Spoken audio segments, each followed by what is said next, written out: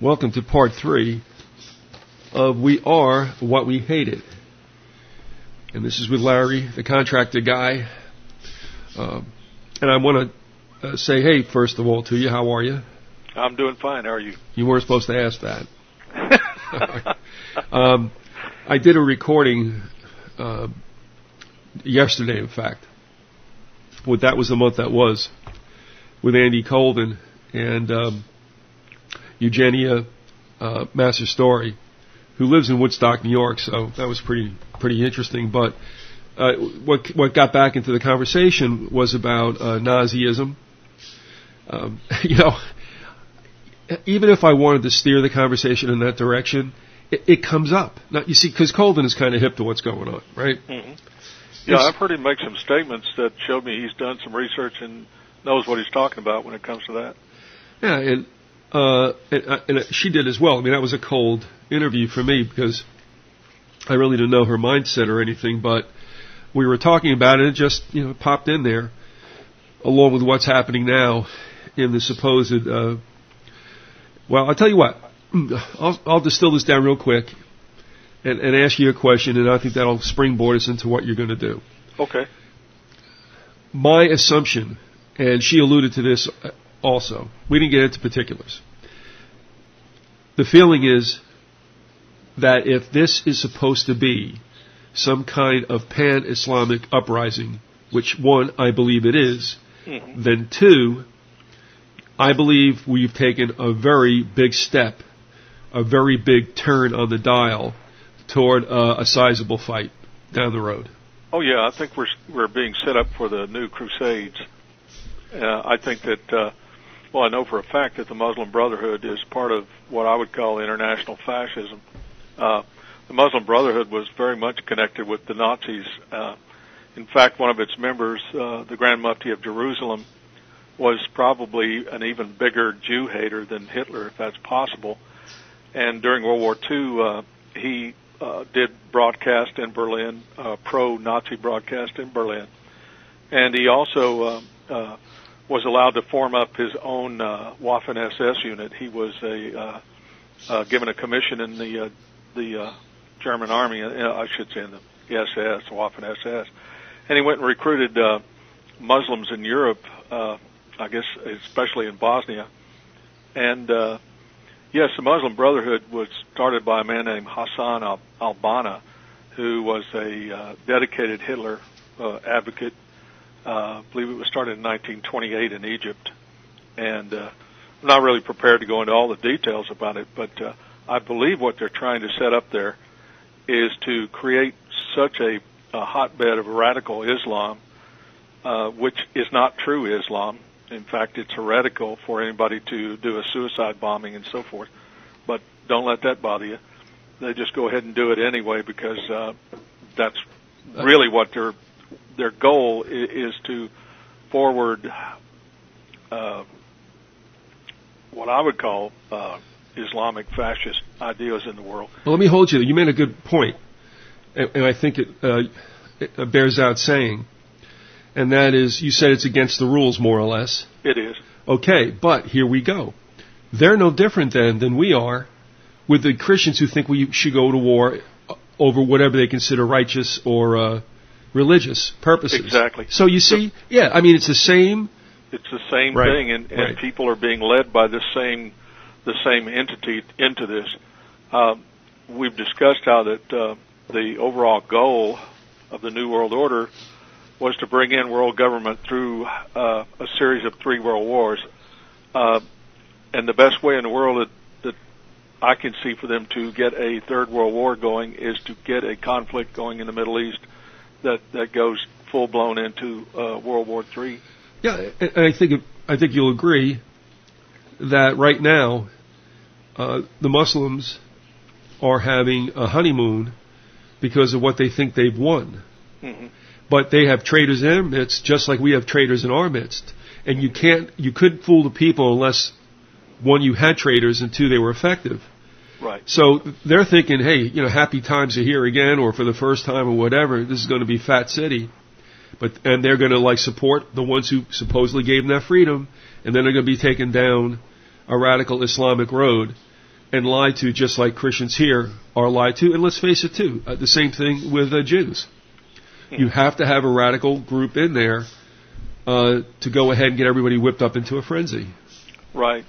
It's an old, it's an old technique, agent provocateur, getting things stirred up because you have a hidden agenda.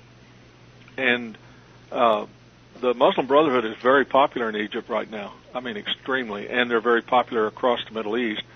And I believe you're going to see a radical Islamic government in Tunisia as well. And as soon as they finally get rid of Gaddafi, which I think it's only a matter of time, but I'm sure there'll be a radical Islamic. You're going to have a confederation of radical Islamic confederation in the Middle East.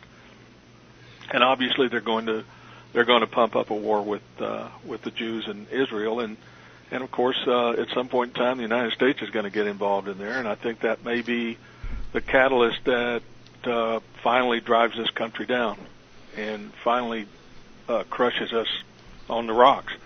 I would think that that it'll go nuclear.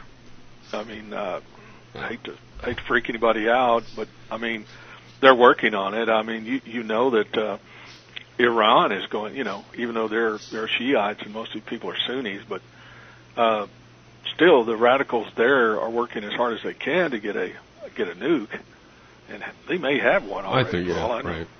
I mean, let's face it, they didn't make them not to use them.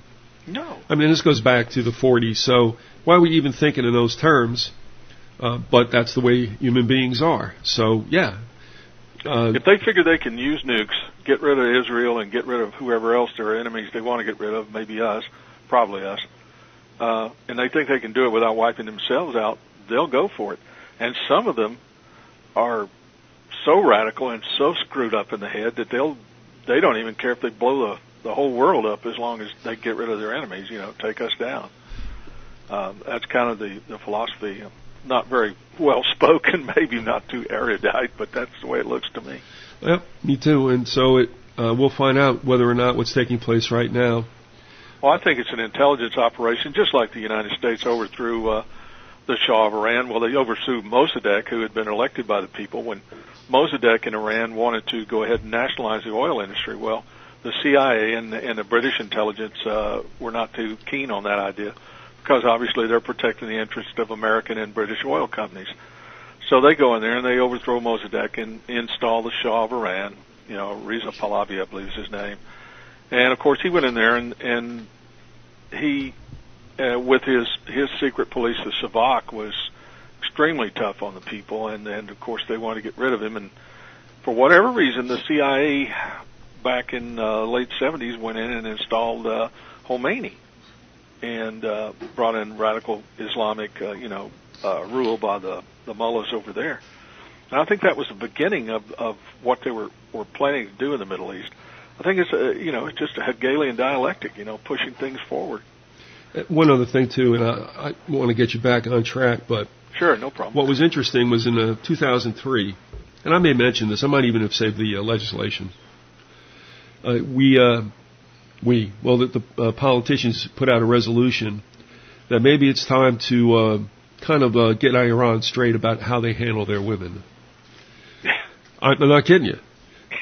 Democracy and all this stuff, the usual. I believe it. Yeah, the usual buzzwords, and that interestingly happened before we ever went into Iraq. Do I have that right? Yeah, because they started in Afghanistan first. Anyway, the point's well taken. That, I mean, first of all, it's none of our business. Second of all, that was the first time I saw Iran pop up on our "we don't like" list. Because they've been quiet since the hostages were released, and made Arctic parkas fashionable, if you remember. Well, No. You know what? All right, I'm thinking real quick. Saturday Night Live did a skit right after the hostages had been released, and they were trying to repatriate and debrief and get back to normal the hostages. So they had a shot from the back of this classroom, and everybody's sitting there, and all the chair desks, like you have in high school stuff. Everybody's wearing a parka with the hood up. So you got all these bodies with the hood up, and who comes in to help facilitate this welcome back to the United States is Henny Youngman. I love Henny Youngman. I know, and I do too. And he comes in with that. He's the greatest, man. He comes in with that smile placid on his face. You know what I mean? With the violin in one hand, and he goes, "Hey guys, I think you'll like the food here. It's fit for a king." And he bends over and goes, "Here, king. Here, king." Oh God, I love Henny Youngman. Yeah, he's the best. What a guy. Anyway. So that was a minutia that didn't need to be injected into the conversation, but you allowed me to, and you have to, because it's my show, and I do what I want to do. Yeah, I'm having fun with it, you know. All right. Okay. As dark as the subject is, we should have some fun, you know. Oh, we better, because there ain't a whole lot of ho-hos. We won't make it. Yeah, there ain't a whole lot of ho-hos around these days. No, it's not. It's not real laughing matter type stuff. Well, I got an email just before I came on with you, and I had to laugh because it was about Charlie Sheen. And what I was saying is, actually, I'm glad. I mean, I'd rather read about Sheen than, the Raghead Revolution. And it kind of bridges the gap between the Super Bowl and opening day, so. Yeah. Okay, yeah. So I'll deal with Charlie Sheen. Keep it going. He'll get a radio show. Well, it's I saw him on CNN the other night for some reason. I hardly ever watch any news outlet, but happened to see that he was on. I just kind of turned it on, and he was just kind of rambling with this British guy get the guy's name on the show, and rambling on about what he had done, what he hadn't done. And I mean, after a while, I just kind of got the impression that, he's not dealing with a full deck, Really? It's just not. It's not. The elevator doesn't go all the way to the top. He just keeps telling about what he's done. Things that and it's like, man alive. Why don't you just shut up, Charlie? It might help. Now they got a company putting out shirts with Charlie's face on it, with all his famous little sayings. Yeah.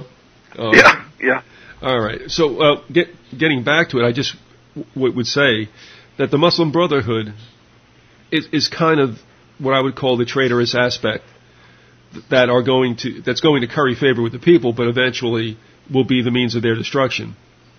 Right.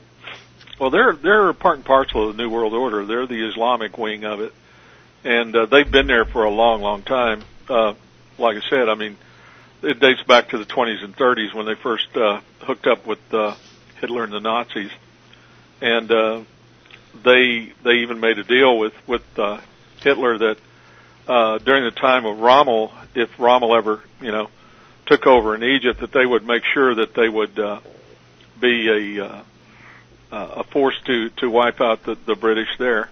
They would try to kill as many of the British as they could. And they've always been into terrorism. They've always been into violence, which is the reason I brought that up is kind of making me laugh seeing this stuff. Well, they've eschewed violence. They are no longer violent. Right. Right. Sure. Okay. For 80 years they were violent. Now they're not going to be. No. So I think we're in agreement that this could be a major shift. And they're just basically the old Arab Nazis, and they were thrown out of Egypt. Nasser got sick of them because they kept trying to undercut him, and they're just. It's a long story. A lot of I'd have to make a kind of prepare to explain all that to an audience, but they're just the old Arab Nazis. That's what they are, and they're there for a reason. They're there to provoke more trouble, and I think you're going to see an Islamic Federation in the Middle East. It's going to be a driving force for a Third World War. Yep. All right, so you're going to take us back in time, are you? Sure. I wanted to today to talk about the Skull and Bones Society and talk about, in particular, Bonesman Harriman and Bush and how that they were in the lead in Wall Street in the financial support of the fledgling Nazi Party through Fritz Thyssen. And I can't think of a better source to talk about any of this stuff than Anthony Sutton. So he's kind of one of my favorite historians, probably my all-time favorite, because he just is very scholarly and he doesn't put in a lot of hyperbole, but he gets to the heart of the matter. At any rate, in his book, America's Secret Establishment, The Order of Skull and Bones, he did a great deal of research back in the late 70s, early 80s on Skull and Bones Society because he received material from someone who was related to Bonesman, and they let him in kind of on the secret. And he said that prior to reading about the society and who was in it, that he'd had a lot of questions about how things had developed in the United States. And he writes in there, those on the inside know it as the Order. Others have known it for more than 150 years as Chapter 322 of a German secret society. More formally, for legal purposes, the Order was incorporated as the Russell Trust in 1856. It was also once known as the Brotherhood of Death. Those who make light of it or want to make fun of it call it Skull and Bones or just plain Bones. The American chapter of this Germanic order was founded in 1833 at Yale University by General William Huntington Russell and Alphonso Taft, who in 1876 became Secretary of War in the Grant administration. Alphonso Taft was the father of William Howard Taft, who was the only man to be President and Chief Justice of the United States. Next section is, what is the Order? He says the Order is not just another campus Greek letter fraternal society with passwords and hand grips, common to most campuses. Chapter 322 is a secret society whose members are sworn to silence. It only exists on the Yale campus that we know about. It has rules, it has ceremonial rites, it is not at all happy with prying, probing citizens, known among initiates as outsiders or vandals. Its members always deny membership or are supposed to deny membership, and in checking hundreds of autobiographical listings for members, we found only a half dozen who cited an affiliation with Skull and Bones. The rest were not. An interesting point is whether the many members in various administrations or who hold government positions have declared their membership in the autobiographical data supplied for FBI background checks. He says, what is the significance of the 322 in Chapter 322? William Russell imported the society from Germany, and so it has been argued 322 stands for 32, as in 1832, the second chapter of this German organization. Possibly a Chapter 320 and 321 may exist somewhere, and 323 is the designation of a room within the Skull and Bones at Yale. He talks about the fact that very little has been written about him. This book came out in the early 80s, I believe in 83. He talks about an Esquire article, and I've seen this guy, Ron Rosenbaum, who wrote this article for Esquire in September of 77. I've seen him interviewed before on History Channel, and he was also on a piece that they did on Skull and Bones in 2004 on 60 Minutes with, can't remember, it wasn't Mike Wallace, one of the guys on 60 Minutes, but anyway.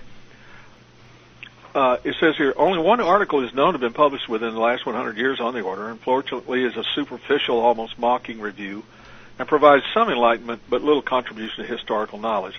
The article is The Last Secret of Skull and Bones by Ron Rosenbaum. Rosenbaum's a Yale graduate attracted by the fictional possibility of a secret society out to control the world. He's apparently not aware of the political implications. The contribution is a blend of known, authentic documents and outright hearsay. On the other hand, Rosenbaum does make some notable observations. Among those are the people who have shaped America's national character since it ceased being an undergraduate power had their undergraduate character shaped in that crypt over there, i.e. the temple. Another comment, when a new member is initiated in the Order, tonight he will die to the world and be born again into the Order, as he will thenceforth refer to it. The Order is a world unto itself, in which he will have a new name and 14 new blood brothers, also with new names. And when Rosenbaum starts to inquire about the Order, he's told they don't like people tampering and prying. The power of Bones is incredible. They've got their hands on every lever of power in the country. You'll see, it's like trying to look into the mafia. Remember, they're a secret society too. Well, that kind of gives you an idea of what Skull and Bones is about, and he goes into more depth, and in particular, he talks about individuals within it, and particularly the Harriman family. And he says, in the first few days of June 1983, a prominent American, a private citizen, flew to Moscow for a confidential chat with Yuri Andropov. A State Department interpreter went along. This American was not the president, not the vice president, nor the Secretary of State, nor any member of the Reagan administration. It was a private individual, W. Averill Harriman. The first time any American has talked with Yuri Andropov since the death of his predecessor, Brezhnev. So who is W. Averill Harriman? The older Harriman, a prominent and not too scrupulous railroad magnate, sent both his sons to Yale. William Averill Harriman and Edward Roland Noel Harriman joined the order. A good example of how old line families in the order absorbed new wealth families, although as history is unfolded, it may be that Harriman and his fellow investment bankers have dominated the direction of the order in the past few decades. It goes on to talk about the Brown brothers connection, the Harriman and Brown brothers. In the 1930s, W.A. Harriman and Company merged with Brown Brothers. This was an older financial house whose partners were also members of the order. Alexander Brown was founded in 1800 in New York and Philadelphia. By the 1970s, the relatively unknown private international banking firm of Brown Brothers Harriman, with assets of about $1.5 billion, had taken in so many of the Brotherhood that out of the 26 individual partners, no less than 9 were members of the order. We don't know how much greater the concentration of members is. And to make it more interesting, Prescott Bush, father of President George H.W. Bush, both in the order, was a partner in Brown Brothers Harriman for over 40 years. And he goes on to list the people that were bonesmen that were in Brown Brothers, and it's pretty extensive. Don't need to read all that, but the student newspaper at Yale, in fact, there's quite a few people at Yale over a period of time that have resented the Skull and Bones Society, and they've written about it. The editor of the Iconoclast wrote in the 1870s, he wrote a little poem here, and on their breast they wear a sign that tells their race and name.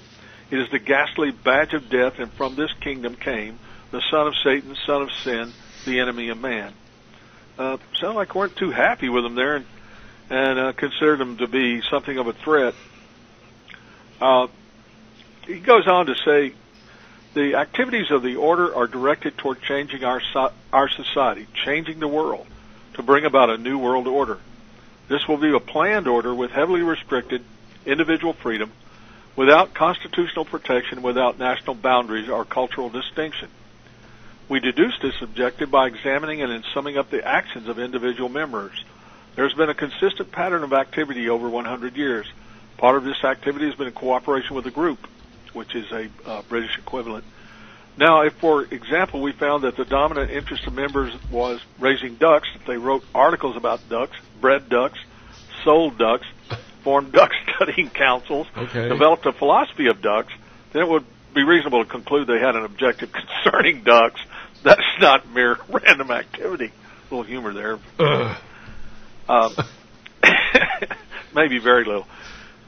Historically, operations of the order have concentrated on society, how to change society in a specific manner toward a specific goal, a new world order.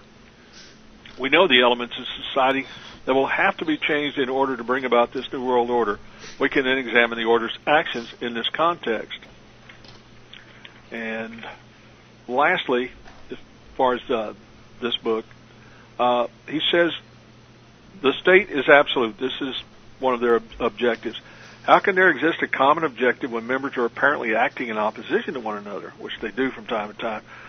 Probably the most difficult task in this work will be to get across to the reader what is really an elementary observation, that the objective of the order is neither left nor right. Left and right are artificial devices to bring about change, and the extremes of political left and political right are vital elements in a process of controlled change. The answer to this seemingly political puzzle lies in Hegelian logic. Remember that both Marx and Hitler, the extremes of left and right, presented as textbook enemies, evolved out of the same philosophical system, Hegelianism. That brings screams of intellectual anguish from Marxists and Nazis, but is well known to any student of political systems. The dialectical process did not originate with Marx, as Marxists claim, but with Fichte and Hegel in late 18th and early 19th century Germany. In the dialectical process, a clash of opposites brings about a synthesis. For example, a clash of political left and political right brings about another political system, a synthesis of the two, neither left nor right. This conflict of opposites is essential to bring about change. Today, this process can be identified in the literature of the Trilateral Commission, where change is promoted and conflict management is termed the means to bring about this change. In the Hegelian system, conflict is essential. Furthermore, for Hegel and systems based on Hegel, the state is absolute. The state requires complete obedience from the individual citizen. An individual does not exist for himself in the so-called organic systems, but only to perform a role in the operation of the state. He finds freedom only in obedience to the state. There was no freedom in Hitler's Germany. There is no freedom for the individual under Marxism. Neither will there be in the New World Order. If it sounds like George Orwell's 1984, it is. Right. In brief, the state is supreme and conflict is used to bring about the ideal society. Individuals find freedom in obedience to the rulers. Well, I think he kind of gave a pretty good summary of what the New World Order is all about, and in particular the Skull and Bone Society, which is one of its main components. Unless you have any questions, I've got some more stuff to read here. Nope. Okay. Next, I'll go to an article by a British writer who's fairly good, by the name of David Guyat. He writes quite a bit about the New World Order, and you know, I thought it would be good to get his viewpoint on this. And it's called Princes of Plunder, The Shape of Treachery and the Bridge at Arnhem by David Guyat. If President George W. Bush has his way, then the spread of the American system of democracy will continue to proliferate around the world. There are those, however, who argue that the American form of democracy has little to do with a genuine democratic representation, but rather more closely resembles a revolving fascist dictatorship beholden to the interest of a wealthy elite and big business. This form of government, it is argued, has its underlying model, the European Synarchist movement that was founded in the 1870s by Joseph Alexander St. Ives. St. Ives considered the medieval Knights Templar to be ultimate synarchists of their time, and consequently drew on Templar ideals when formulating his own. St. Ives' movement came to the fore in the 1920s following the end of World War I and the signing of the Versailles Treaty. In its essence, synarchy advocates that government be run by a secret society or cabal, an elite of enlightened initiates who rule from behind the scenes. And as authors Lynn Pinkett and Clive Prince describe it, it is therefore doesn't matter which political party holds power in a state or even what political system that state has. Synarchists would step in and take control of the key state institutions. In the United States, one such secret society worthy of note is Yale University's Order of the Skull and Bones. Entry into the order involves elaborate ritual and is accompanied by a change of name. No longer is a neophyte known by his family name, but assumes the identity of a knight. George Bush's great-grandfather, Prescott Bush, was also a bonesman, as was George Bush's favorite uncle, Herbert Walker. In point of fact, almost all of the so-called Eastern establishment families have been enrolled in the Skull and Bones. Author Anthony Sutton, in his groundbreaking four-part series, The Order, states that the U.S. Order links to Britain through the Rhodes-Milner-Oxford group, but has German origins. The U.S. Order also links to the Guggenheim, Schiff, and Warburg families. Despite having definite anti-Semitic tendencies until most recent times, Sutton's own research linked the order to the founding and growth of Nazism and considered it likely that the German original was the Illuminati, which is what I think it was too. It's hard to prove. The Bush family's political dynasty and indeed its wealth arose from the Nazi connections forged by Prescott Bush, who worked for Nazi magnate Fritz Thyssen. Bush's uncle Herbert Walker, was likewise employed by Thyssen. An even darker episode was reported by a Dutch intelligence agent who stated that Prescott Bush also managed a portion of the slave labor force located at I.G. Farben's Auschwitz plant, the infamous Nazi death camp. Working for Prescott Bush was Allen Dulles, who would later become a director of the CIA following a highly questionable career in the war, where he was posted to head up the Swiss office of the American Intelligence Service, the OSS. Before the war, Dulles was appointed the U.S. legal counsel to I.G. Farben. Another law client of Dulles was Fritz Thyssen. These interrelationships are at the very least very chummy. Some believe them to be treacherous. The key period of the growth of synarchism followed on the heels of the Russian Revolution and led to the rise of pan-European movement in 1922. The PEM, or pan-European movement, was embraced by powerful forces inside Germany. This included the wealthy banker Max Warburg, who financed PEM. Warburg was a director of massive chemical cartel IG Farben that helped hoist Adolf Hitler to power. Curiously enough, Warburg was also involved in helping Lenin to travel to Russia in 1917, thus providing succor to the Bolshevik Revolution that Hitler later so detested. Is this a case of the left hand not knowing what the right hand was doing, or could it be merely an example of the Hegelian dialectic of forging conflict in order to forge the future shape and direction of human history? Well, I think it is the Hegelian dialectic at work. It goes on to say the industrialists and bankers who funded Hitler's rise to power in 1933 had their contributions processed through Hjalmar Sachs' account at the private Delbrück Schickler Bank in Berlin. The funds in this account were administered by Hitler's deputy, Rudolf Hess. Delbrück Schickler Bank was a subsidiary of Metallgesellschaft AG Metall, by far the largest non-ferrous metal company in Germany. Metallgesellschaft was jointly owned by IG Farben and the British Metal Corporation. One of the two British directors of Metall was Oliver Lytton, who was appointed the controller of non-ferrous metals in 1939 and 40 and became the Minister of Production in 1942 and 45 and a member of Churchill's War Cabinet. Littleton's mother was, by a merry coincidence, a member of the Rhodes-Milner Oxford Group, whereas the eldest son of the 5th Baron Littleton has been the private secretary of Lord Selborne during his years in South Africa. As stated earlier, the group is the British arm of the American Order of the Skull and Bones, or is it the other way around? Either way, the Skull and Bones is a chapter of a German secret society. The originating prong of the group and the order are, in the view of Professor Anthony Sutton, almost certainly the outlawed Bavarian Illuminati. Well, I think we see from all of this discussion that there are very powerful forces using the Hegelian dialectic to forge ahead and form a new world order. Who was it exactly? Would you restate that again? Who is the one identified as helping Lenin? Okay, that was Oliver Littleton, and he was appointed controller of non-ferrous metals in 39 and 40, and became a member of the Minister of Production. He was part of Hitler's War Cabinet.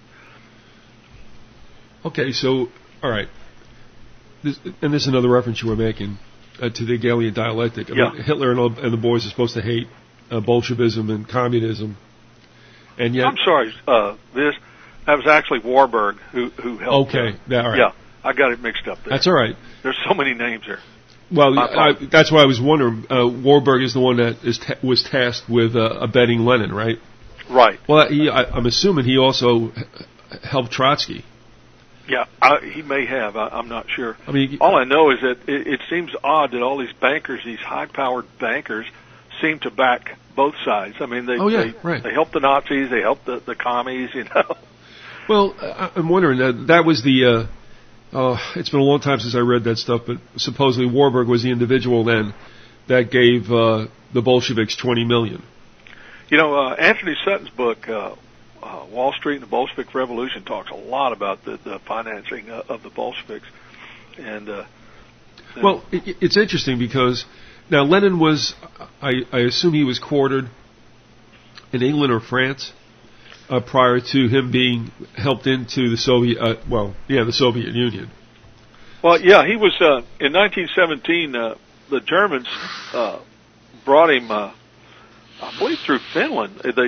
They took him in through Finland and put him into Russia so that he could get together with the other Bolsheviks and pull off the revolution. Right, and then Trotsky, at least lead the revolution. There were other people involved too.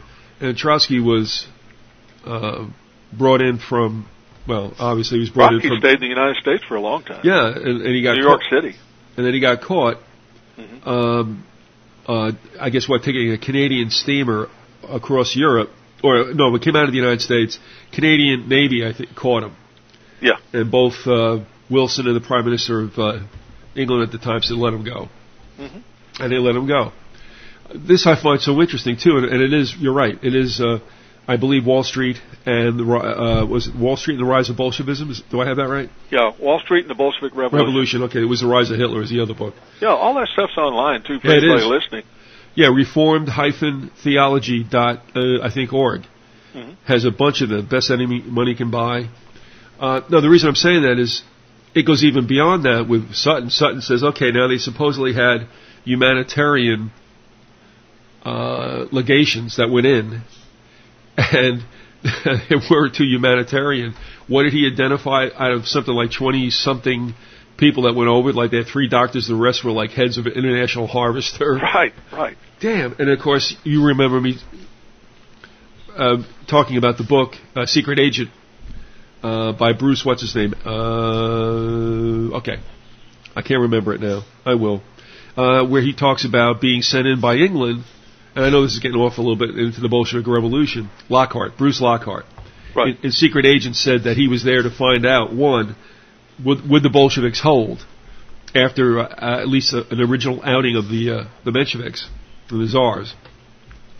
And he said that he found it interesting that the only person for whom Lenin always had time was, I believe it was Raymond Robin, who was the head of the Red Cross at the time. Mm-hmm. But the Red Cross had already been hijacked by Rockefeller. So there you go. Yeah. But you could not get in to see Lenin, so Lockhart said, but every time Raymond Robin popped up, boop, he went in. So what does this all mean? It means that financiers, industrialists, were funding both sides. Yeah. They were going to make a huge profit, and they were also pushing the world closer to what they want, which is a new world order. And we've discussed that that's, the ultimate in collectivism, the ultimate in a state. And what we're going to have is a world run by an oligarchy of corporatists. Well, and I think they're succeeding quite well with it because, I was thinking today that one thing I wanted to state on the show is for all those folks out there that may be listening who think that they're going to stop the New World Order, I got news for you. It's already here.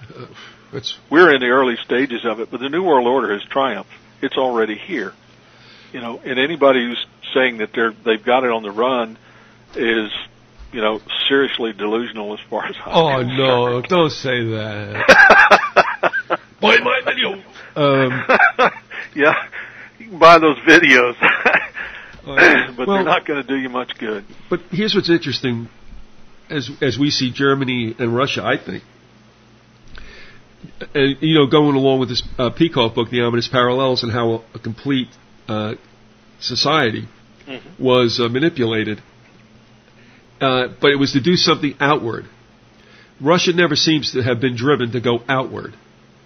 You know what I mean? Whatever they whipped up, or first of all, they were brutal to their own people, which I always find interesting, to say the least. They culled their own population. Did away with, with any factions that could possibly be self-persevering, like the kulaks. Yeah. But they were also led by a man who was a megalomaniac and a paranoid, just extremely paranoid in Stalin. Well, but they didn't go on the offensive. You know what I mean? You see Germany twice wanting to grab a whole lot of territory. I can't really accuse Russia of doing that. Well, actually, the Russians did make a deal with the Germans in 1939 when they had their pact, and the deal was that they would get the eastern half of Poland, and that they would be given the territories of Latvia, Lithuania, Estonia, and Finland. There was one catch in that is that Finland said, "I don't think so," and they fought back. But they did attack Finland, and they did, inflict quite a few casualties. Eventually, the Finns had to give in because they didn't have an air force. But early on in that war, they were using really sharp tactics against the Russians. They would surround them using ski troops and cut up their columns.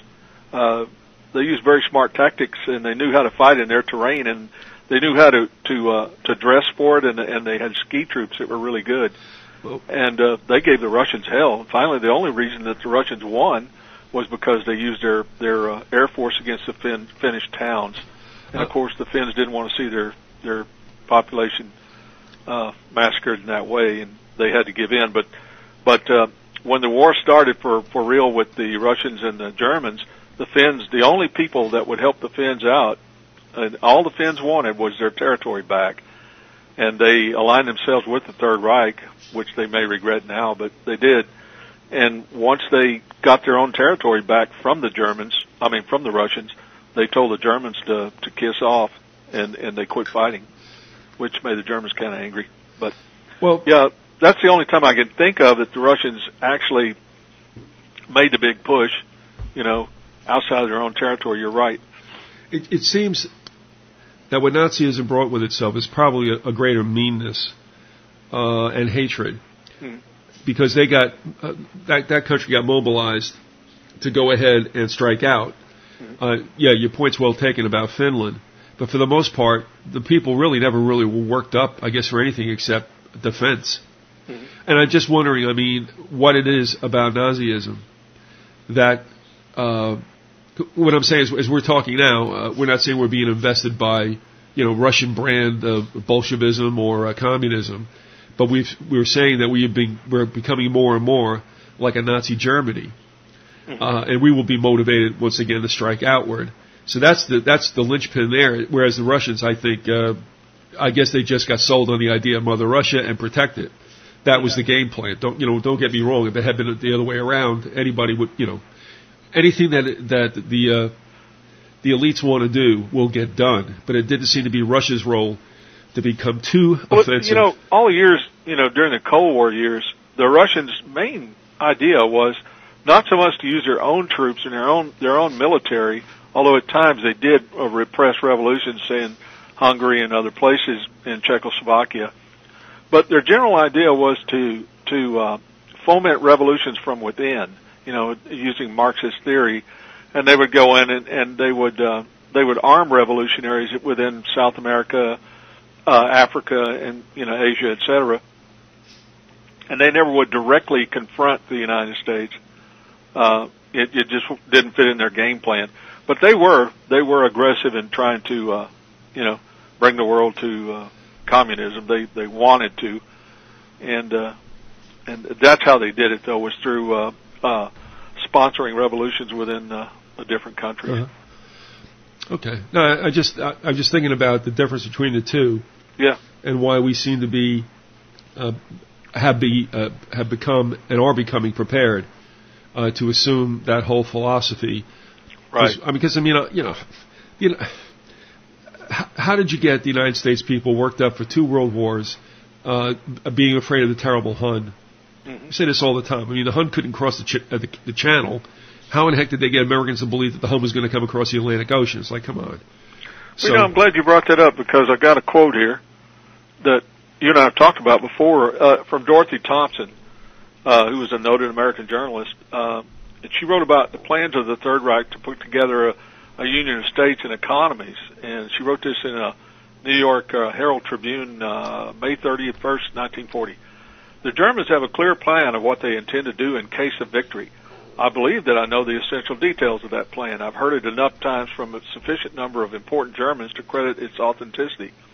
Germany's plan is to make a customs union of Europe with complete financial and economic control centered in Berlin. This will create at once the largest free trade area and the largest planned economy in the world.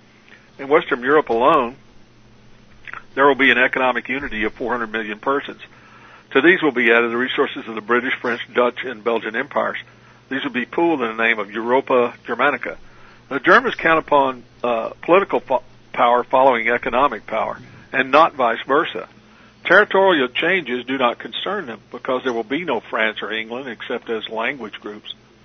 Little immediate concern is felt regarding political organizations. No nation will have the control of its own financial or economic systems or of its customs. The notification of all countries will be accomplished by economic pressure. In all countries, contacts have been established long ago with sympathetic businessmen and industrialists. And here's the kicker. As far as the United States is concerned, the planners of the world Germanica laugh off the idea of any armed invasion. They say it will be completely unnecessary to take military action against the United States to force it to play ball with this system.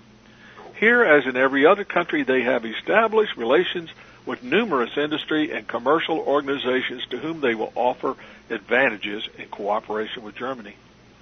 And I think that's it. They had a very large, very powerful fifth column within this country.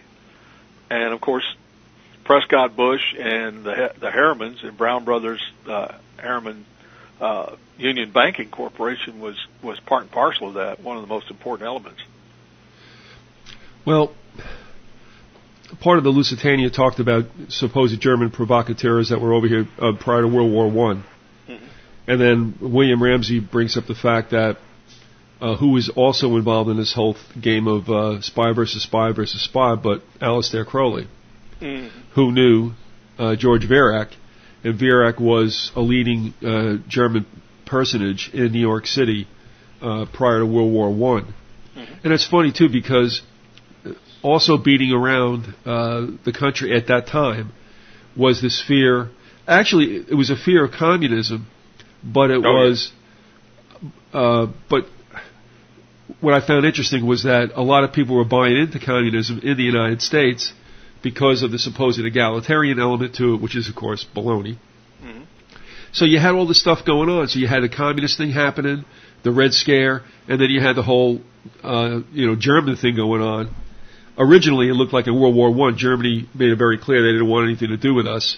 And then, of course, they were roped into this whole situation with the Lusitania, so that's where that was at. But then the second time around, you're right.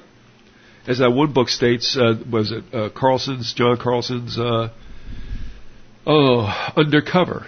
Yeah, and there was and there was that strong sentiment there, and it was interesting, as I'm sure you found yourself, that they wanted another government and they wanted the capital to be Denver. And that just might happen. Well, yeah. And now take a look at this. That Denver airport thing is really scary. Yes. If you know what I'm talking about, and I know you do. Sure. Well, Colorado is spook central anyway. You want to be safe, go to Colorado when the hard rain falls. I was really surprised when I started seeing pictures of these murals at the Denver airport. It was like something out of, a horror movie or so. It was just odd, strange looking imagery. For what's supposed to be peace and brotherhood and save the children and all that, the way in which it was depicted, it left you with a duality. Because there wasn't, the way it was done just wasn't, I don't know, as warm and fuzzy as the message was supposed to be. But think about what we've talked about, though. Wanting another country, wanting a different kind of country or government within the United States, centered in Denver. Right. And then you have what took place in Europe. What Ms. Thompson talked about. Look what happened. I mean, first of all, the 1939 treaty got thrown out the window because obviously Germany and Russia did duke it out. Mm-hmm. You talk about Finland being taken as part of some of what they were going to be awarded. They took anyway. Right. Interesting though that Finland didn't really suffer the same fate as Latvia, Lithuania, and Estonia. Well, it's because they were bigger and because they were tougher and they fought back and they made it very painful for the Russians, and that may be a lesson, But in the end. We have they're a tiny country. I mean, what are they? Finland maybe had 3 or 4 million people at the time, and Russia had probably 200 million. But they play better hockey. Jari Kurri. The Finns proved themselves, to be courageous. I mean, they weren't going to go down without a fight, and they made a good fight early on. But they were forced in a position where, they didn't want to see their women and children slaughtered, Plus the whole country, I mean, let's face it, it's winter there for like 11 months out of the year. I mean, not that Russia doesn't have, some territory in that area, but they weren't equipped, they weren't equipped well. And one thing the Germans did, they watched that conflict very carefully because they wanted to see what the weaknesses of the Russians were, and they realized that the Russians just, for one, had poor tactics because Stalin had killed off the cream of the Russian army as far as their officer corps because he had all these trials and he was afraid that the military was going to rise up against him and throw him out, and that the Bolsheviks would be dethroned. And as a result, he got really paranoid about the army and just went in and wholesale, arrested and eventually hanged the majority of the best officers in the Russian army. And so they had poor leadership. They went in, they were ill-equipped for the winter, even though, that they came from an environment where they should know better, but they went in, they were poorly equipped. And they didn't have ski troops. And the Finns came up with a method where they would wear these white ski outfits, right, and you couldn't see them. They were camouflaged, and they used very quick, lightning type guerrilla raids yep, on them, and they would cut up their columns. And the Germans learned from that, and they equipped their troops properly. Or at least at one point they did. Yeah, right, because it gets really weird. Yeah, when they go in for that strike, and that's another thing. But yeah, and we don't need to discuss military tactics, but no, that's basically it.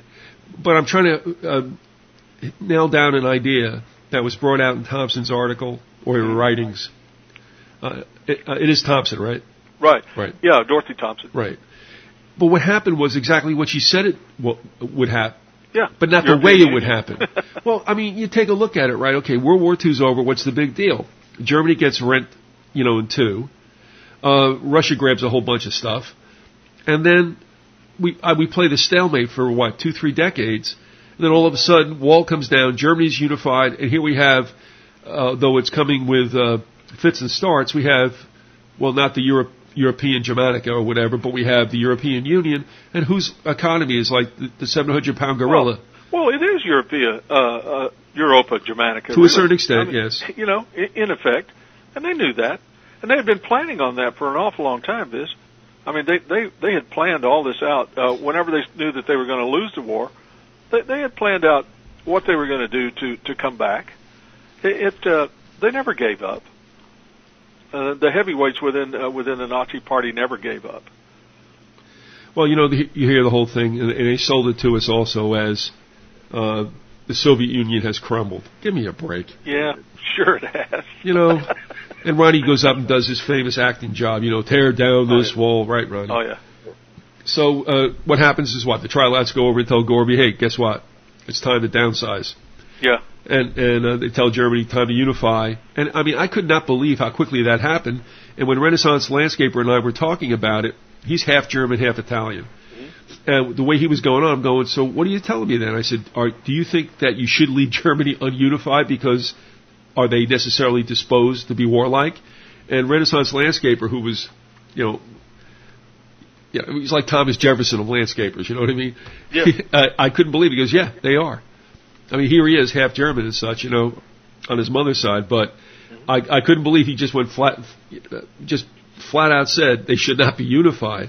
But that whole... I would have said the same thing, I agree with him, but it's inevitable, and it was, it's part of the plan. It's going to bring about the New World Order.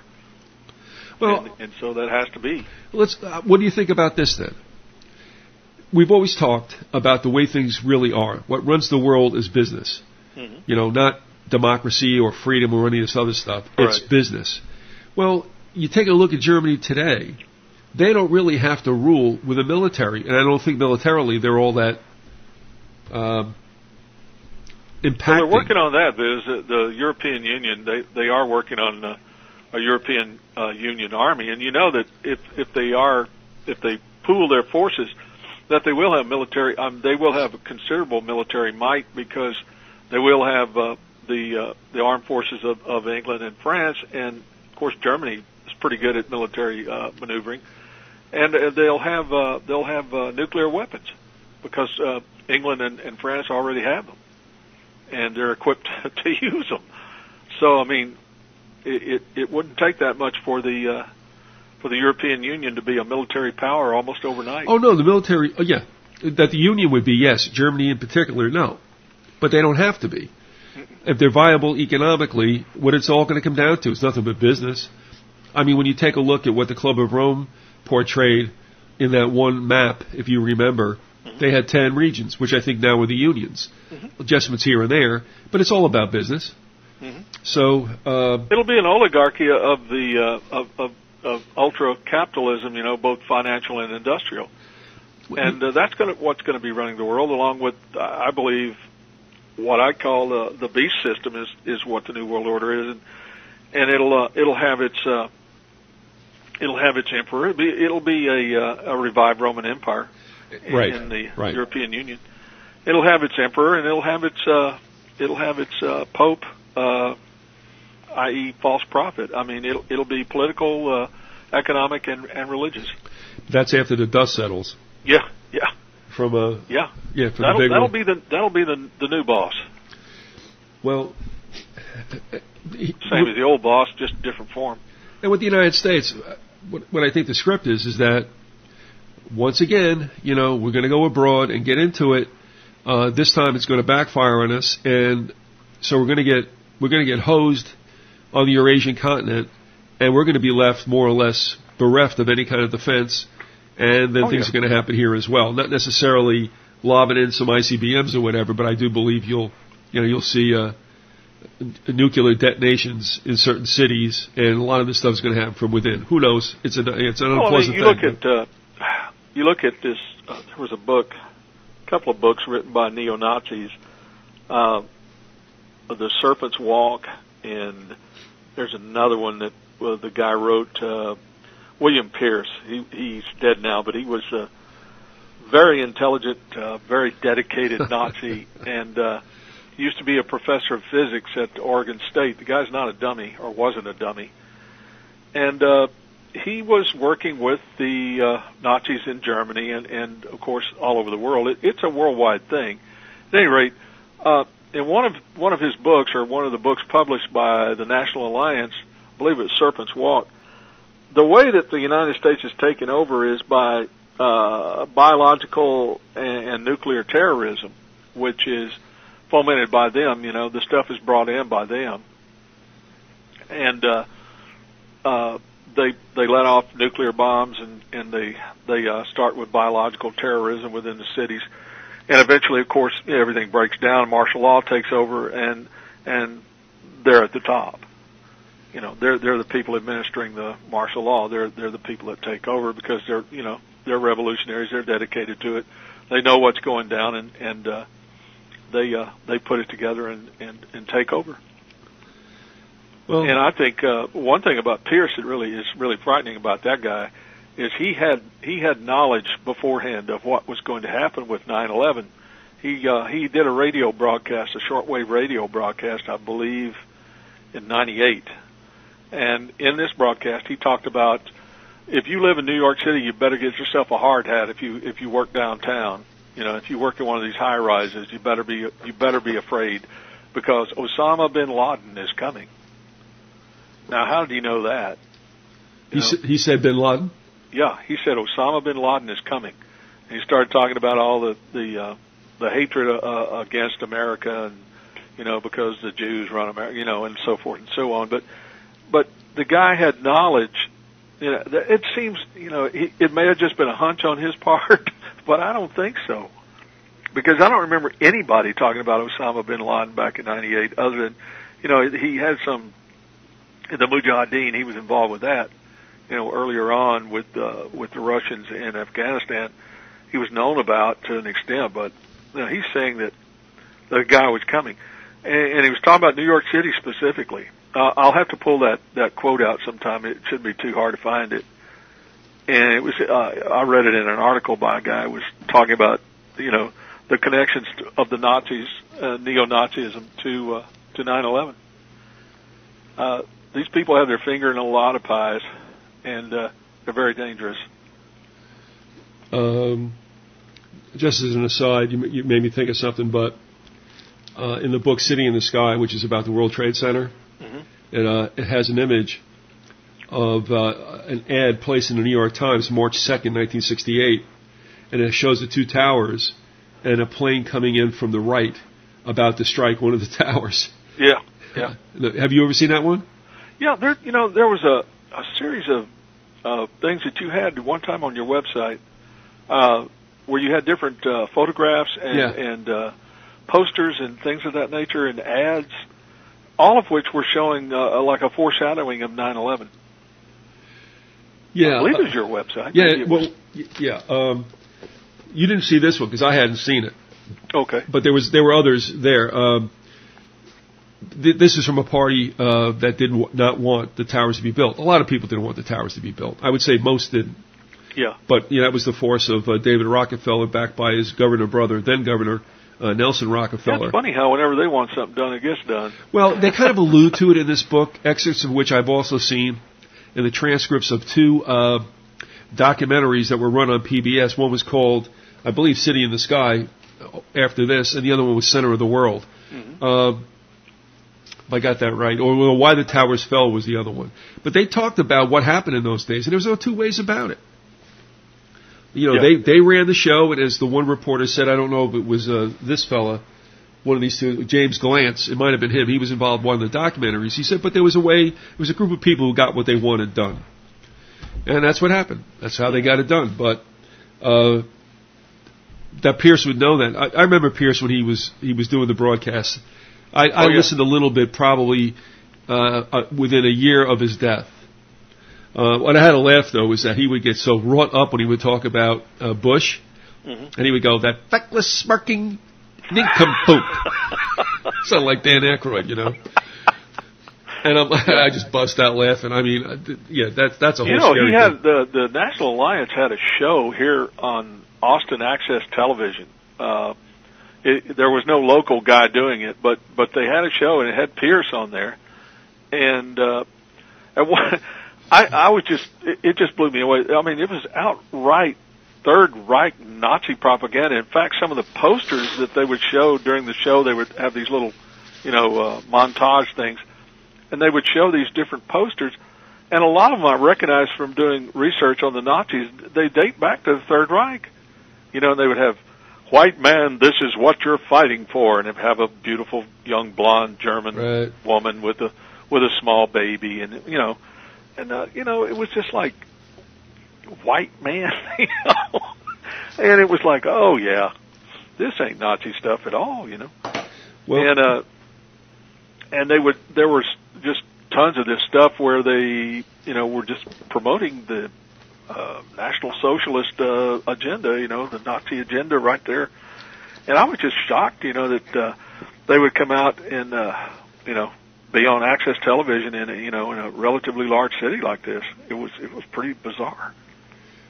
I'm just looking at this ad, and they were trying to hammer home that the towers would be a problem for safe navigation, and divert flight patterns and be a whole pain in the neck for air traffic controllers. I mean, they were trying to do anything they could to keep that from happening.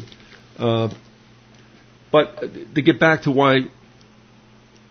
what's Nazi about us nowadays, and what I think about with Peikoff outlining something that's very important, and that's the whole idea of collectivism, which is what's been in the schools now for quite some time. All this group work is fine, but basically, and of course what we see in society with game shows and stuff, all this stuff about, well, you're nothing except what of your value. And also it was an invitation, according to Peikoff, not to think. Exactly. Just act. And of course they used economic fears, xenophobia as well, but you have to prepare. Well, they've dumbed down the education system as much as they can, and they're still working on it, I'm sure. But what better way to keep people from really being able to think critically than to dumb down the education system to the point where they aren't taught how to think critically. I know there's a big difference.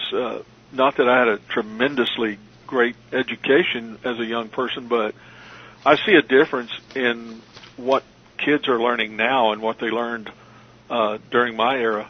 And one thing that just amazes me is the inability to write and to speak the English language.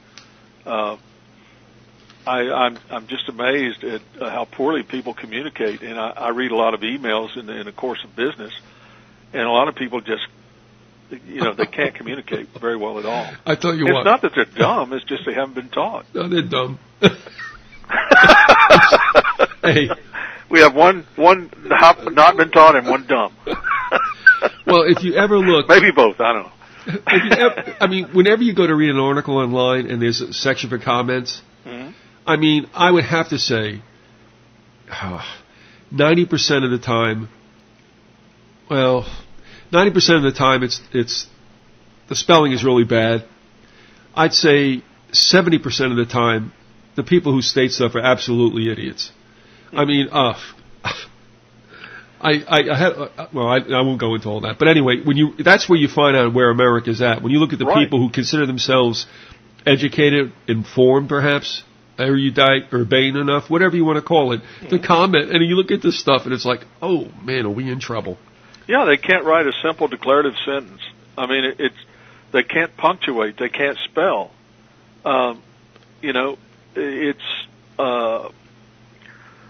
It's like they were just, they sit them in a classroom for a certain number of hours a day and then pass them. It's just, try to keep the natives from getting too restless, and that's about the best they seem to do. Well, try this on for size because this says a lot, and you'll appreciate this, and it ties into what's going on here, especially with.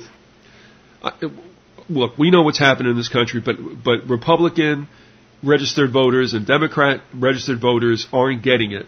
And that is, you can fight about which one of your guys and women should be in office, but the thing is, legislation is being passed, somebody's passing it, and it's all pro-corporation. So, like I had said, the same soccer moms that are upset about the Constitution and are also upset about all the crazy stuff that's being put in the food, for their children, and they don't put it together. It's like Soccer Sally, and that's what Pierce used to say. Remember Soccer Sally, Mom? I think he would say, and Joe Sixpack. That were the two. Sally Soccer Mom and Joe Sixpack. But those same people who are all PO'd, and rightfully so, about food that is obviously becoming more and more corrupted, don't understand it's being allowed to happen by those you vote for in D.C. You can't blame the passage of this stuff on the other party, because if you took a look at the voting for this stuff, you'd find all your people are doing this. So what's the point? What they don't get is they have controlled opposition. What they don't get is that the American political system is like a vulture preying upon the American taxpayer, with two wings, a left and right wing, if you can really even call them that. You've got the Republicans and the Democrats really doing the same thing. Of course, they're being controlled by the same corporations. Your vote is meaningless. It really is. I mean, it's mostly cosmetic. Well, I don't want to vote for that guy because he's got an ugly nose. And it's makes about as much sense. Well, I mean, you simplified it, but the thing is, most people vote against the other party rather than for their own. Right, I mean, that's what it's come down to. But in the meantime, all this other stuff that's probably even more injurious to our, quote, freedom, because of what it does to us on the inside, which should belong to us but really doesn't anymore, is being allowed by these creeps in the district. So what is the point? You're absolutely right.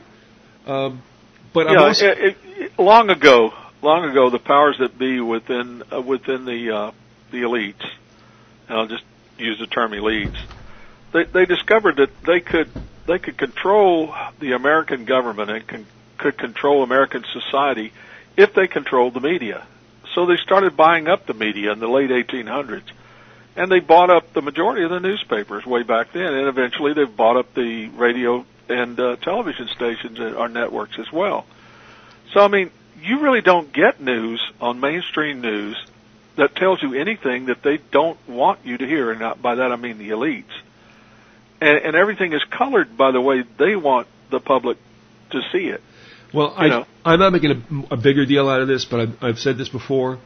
What I thought was really interesting, I mean, it caught my eye, was how quickly after they just started to assemble, the Egyptians did in Cairo, in the square. It was only 3 days of this. And all of a sudden, and I use NBC as an example because that's the one I stay with, just so that I guess I have a finger on the pulse of what they do. And of course, that's Rockefeller's baby as well. Yeah. But they came out with a title for it, Rage and Revolution. They came out with a schematic logo. And I'm like, isn't it a little early to do this?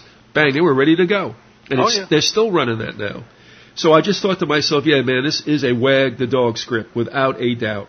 Well, whoever at the CIA was handling the operation probably worked long and hard on coming up with a name, for this spontaneous revolution that took place over there. And like I said, he came up with a logo. I mean, it's like, come on. Well, in time I'd like to know, and I think we will, but I don't know, maybe years later, exactly what assets were being used to get this together. The CIA, I don't know. I think it would have to come from within the Brotherhood. Mm-hmm. Now, who's handling them is another situation, but they have not pointed to the West that much. There's been some rhetoric about the West. Momar is running his mouth about the West a bit too, but that's pretty much it. I just find it interesting that it had to come. I mean, because when I look at these revolts and stuff, like with like with Libya, I'm like, okay, they're the rebels. The rebels in quotation marks. Where did the rebels get all the hardware? Yeah. I mean, all of a sudden, they got it together. You're talking about something that would have to approximate divisions or battalions. And what did that all happen? Do you know what I mean? Yeah. Did they get a box and open it up and it poured right out like that? Well, I mean, I could go down a list of all the different countries where the CIA has been involved in overthrowing governments and assassinations, et cetera. I mean, it would be a long list, too, because it's taken place over, 65 years, 66 years, ever since the end of World War II. And the fact of the matter is the CIA goes around all over the world, protecting American interest or making policy, for the American government or carrying out policy. Well, and I mean, anybody that thinks that we aren't over there involved in that business is just naive. I'm sure there's a lot involved in that. This time around, I don't think it's just from the United States or such. And I think it has to definitely be pipelined through a completely Islamic/Arab organization or organizations. Mm-hmm. The people are not going to react if they think it's been Western spun. But certainly something had to happen, especially with Libya, that these rebels would be ready to go. So they trained somewhere, and something was going on now for a couple of months that nobody said anything about. Like you said, it's managed news. Mm-hmm. But it had to happen. Even when they started having a bit of a violent turnout in Egypt, I'm like, well, somebody's got to be running this stuff. Where is this coming from? As much as you have people who may not know exactly what's going on, you certainly have a hierarchy and a certain phalanx of people who got this thing going. And when they dropped the internet and it kept on going, I told you the one feeble excuse was like, well, we made a lot of cell phone calls. Yeah, okay. So that's why I'm saying this is very interesting, the anatomy of how this came about. The other thing that still I think is interesting is that somehow, some way, although it looked like it might get involved a little bit, Saudi Arabia still hasn't gotten anything on itself. Oh, no, it's not going to. You think? Okay. No. Saudi Arabia, they're part and parcel of the New World Order. I mean, they have been since their inception. I mean, the United States and Britain brought Saudi Arabia into being, and especially the American oil companies have, been part and parcel of that business too. In fact, I could talk about that if you want. If you want to make it a whole thing, we'll do it another time. Yeah. Yeah. That's fine. Did you want to go ahead and talk some more about the Skull and Bone Society, or? Yeah, why don't you wrap it up with the Skull and Bones? And the thing I want to ask you about that as well. Sure. I like Sutton. I trust Sutton probably more than any writer, any researcher who did anything on all of that we're talking about. Mm-hmm. But he's still one guy, and it doesn't make him wrong if I disagree, but he hammers on Skull and Bones quite a bit, and he also hammers on the trilaterals, mm-hmm. much we would impute to those boys down at the old SOJ. He imputes to the trilats. Now, I'm not accusing him of hiding anything. I just find it interesting that, it's all the trilats that did it. Mm-hmm. However... Well, really, you got to consider that, this work was done quite a while back, too. And the trilaterals were a big deal, during that period of time. I think that was on most people's minds about the Trilateral Commission and what they were doing, and so that has a lot to do with it. But here's from another source. We can talk about the Skull and Bones.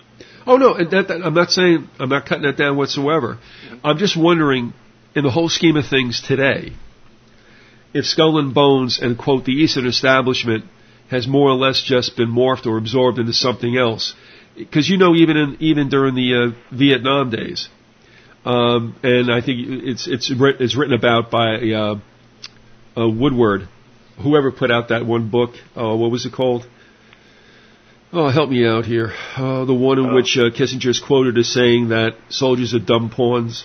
Oh, yeah. I know that quote by Kissinger, but I don't remember the book. Yeah, it'll come to title. Me. But it was talked about because it seemed, according to the author, and I'm wondering, is that Woodward? I think it was Woodward, yeah, that the generals didn't like the Eastern establishment. Right. And, of course, we heard about it in the late 19th century that the farmers and other entities in the Midwest and the West didn't like the Eastern bankers, and you saw that in The Wizard of Oz also symbolically. Yeah, that's been kind of a conflict of sorts all during American history, different regions. But there was a book written, I think, by Carl Oglesby called Yankee Cowboy War, and the deal there was the conflict between the Eastern establishment and the Southern and Western elites. I guess you'd say the people in the Sunshine States versus the Yankees. Uh-huh. And that's been and there's probably some legitimacy to that, but I mean, when it all comes down to it, I think the elites work hand in hand with each other. And the thing is, was the heyday of Skull and Bones doing what it eventually was tasked to do, and that was kind of make us ripe for the acceptance of the Nazi mentality. Mm-hmm.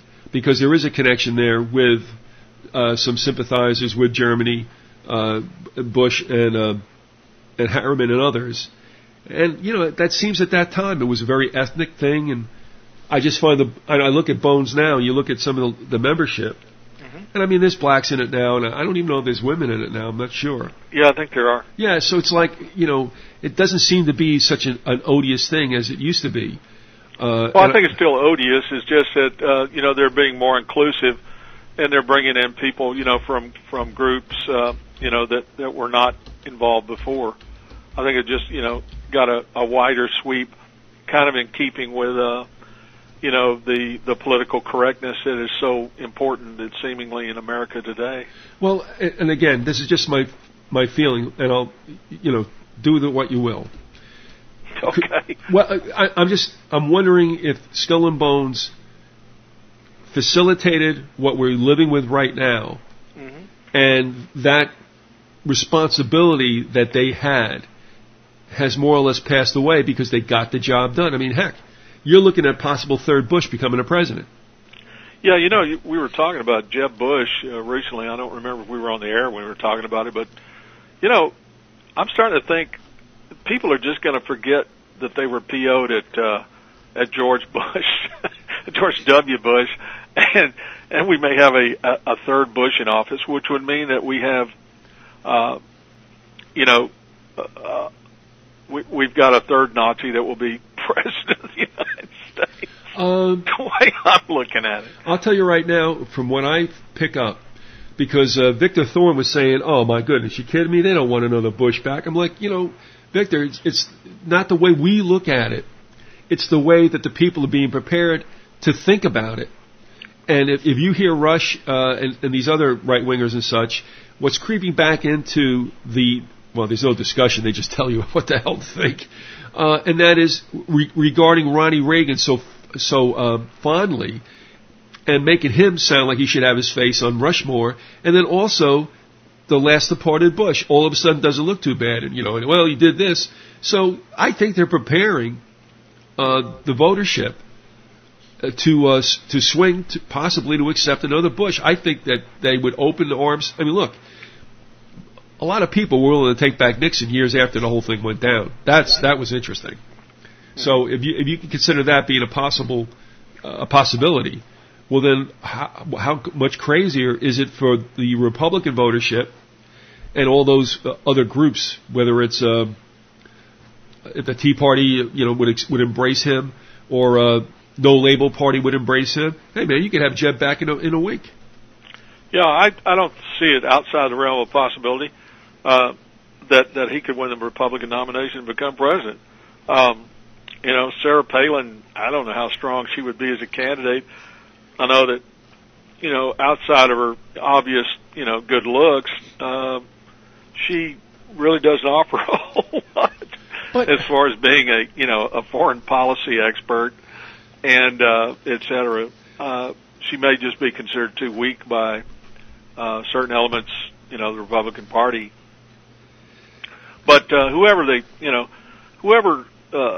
wins the 2012 election will be the person that the elites want to win that election. I don't know who that'll be, but I can easily see a Bush going in there.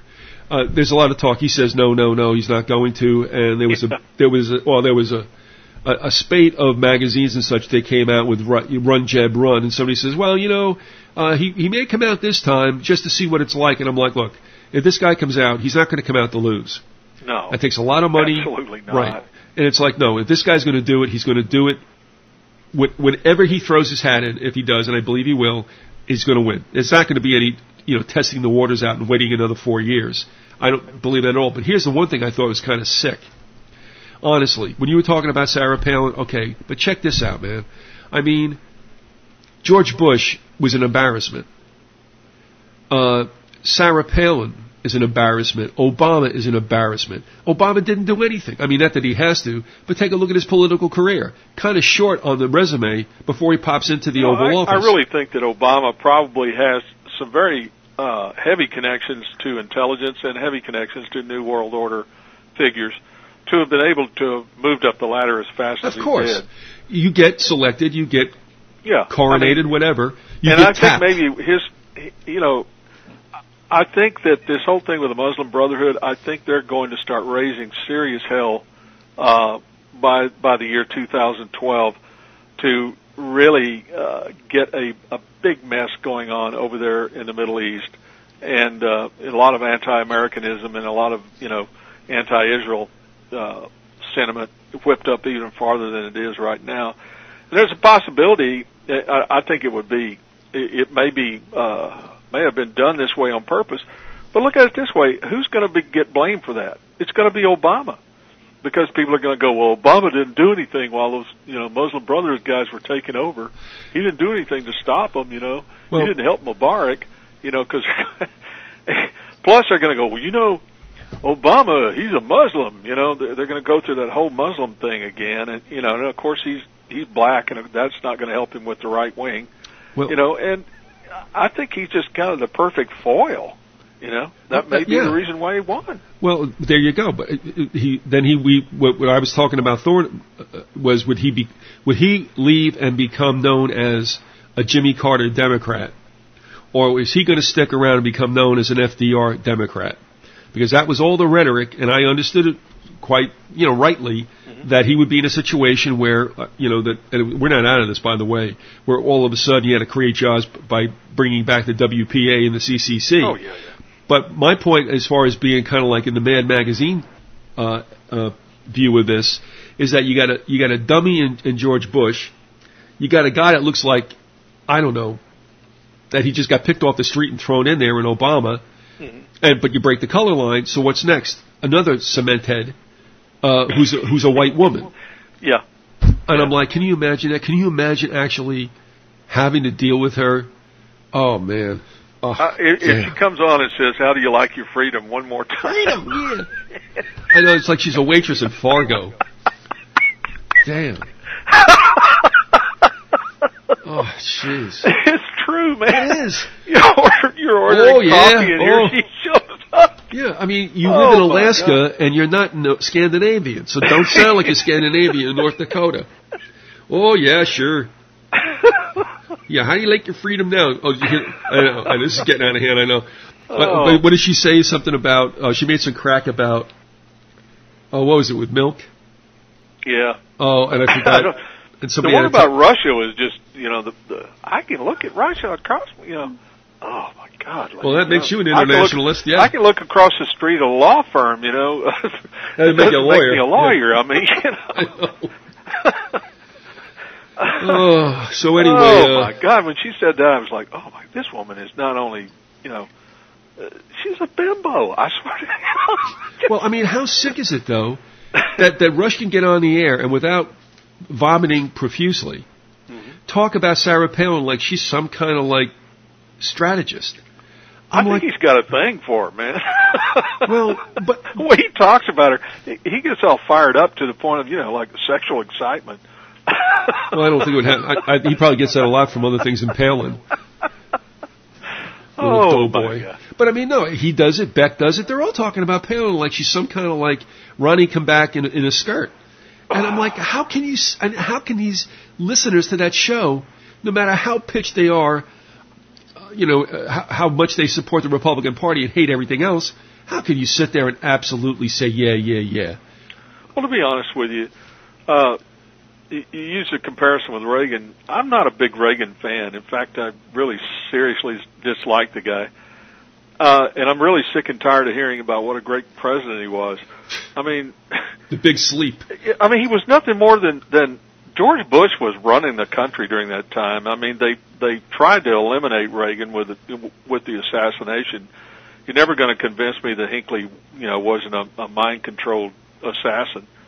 And Hinckley and his family had connections with the Bush family going way back to the 40s. And as far as it looked to me, and I could flesh this out if I have to, if people don't understand what I'm talking about, but that assassination was set up, and Reagan happened to pull through, and then it was like he got the message, and then after that, George Bush went ahead and started, doing all the presidential duties without having to worry about Reagan. All Reagan did was go out and give speeches, and he did it very well because he was a good actor. Not a really great actor, but a good B-movie actor. I do remember. And he had a charismatic personality, and people liked Reagan, and that's just great. But Reagan was, talk about a right-wing jackass. I mean, that guy, all during his time in Hollywood, he was with the Crusade for Freedom, which was nothing more than a vehicle to bring Nazis into this country. And he, along with Nixon, was involved heavily in that. Well, Harry made a point once, and now it made sense. I didn't care for Reagan back when I really thought these things mattered. But, I mean, he said stuff so many times that flipped out his cabinet members like Meese and the guys, and they would have to come flying out afterwards and do damage control. And Harry brought up the point, and it does make sense to me, that after Ronnie got popped and he didn't die, he knew they couldn't try him again. And they knew they had to coexist. But every so often, and this is why this is probably a manifestation of when they say that Reagan was extremely likable. And that was, Ronnie would go out there and not do their speech. Every so often he would look at him and go, I'm going to use this one. And they'd freak as he walked to the podium. Oh, yeah. And he knew that they had to deal with him because they couldn't do anything else. So every so often Ronnie did his thing and they went nuts. And actually, that's cool if you think about it. But, yes, you're right. But remember something, too. And by the way, the name of that book is The Final Days from Woodward. That's what it is. I want to talk about Reagan and the Crusade for Freedom, which was an idea devised by Allen Dulles, who, along with Aleister Crowley, was one of the most evil men of the 20th century. But they had this thing called the Crusade for Freedom. I'll read about it. It's coming from a book by Loftus and Ahrens. Said, as a young actor in the early 50s, Reagan was employed as a public spokesperson for an OPC front named Crusade for Freedom. Reagan may not have known it, but 99% of the Crusade's funds came from clandestine accounts, which were then laundered to the Crusade to various organizations such as Radio Liberty, which employed Dulles fascists. Bill Casey, who later became CIA director under Ronald Reagan, also worked in Germany in World War II on Dulles' Nazi freedom fighter program.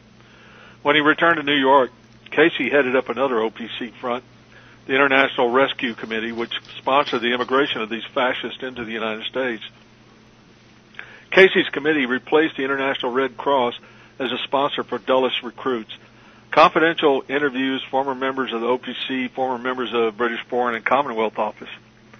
With the help of the Dulles and Angleton clique, the Vatican had sent many of the Eastern European Nazis to Western countries, including the United States, Australia, and Canada, where the right wing recruited them to get out the rest of the Eastern European ethnic vote. As a young congressman, Nixon had been Alan Dulles' confidant. They both blamed Governor Dewey's razor-thin loss to Truman in the 1948 election to the Jewish vote. When he became Eisenhower's vice president in 1952, Nixon was determined to build his own ethnic base. There's a very high correlation between CIA domestic subsidies to fascist freedom fighters during the 1950s and the leadership of the Republican Party ethnic campaign moves.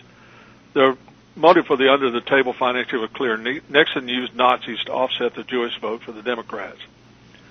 In 1953, when Republicans were in office, the immigration laws were changed to admit Nazis, even members of the SS, and they flooded into the country. Nixon helped oversee the new immigration program. As vice president, he even received Eastern European fascists into the White House. Well, it's more talking a little more about Nixon than about Ronald Reagan, but Reagan was part of that particular movement to bring Nazis into this country to be used by the Republican Party.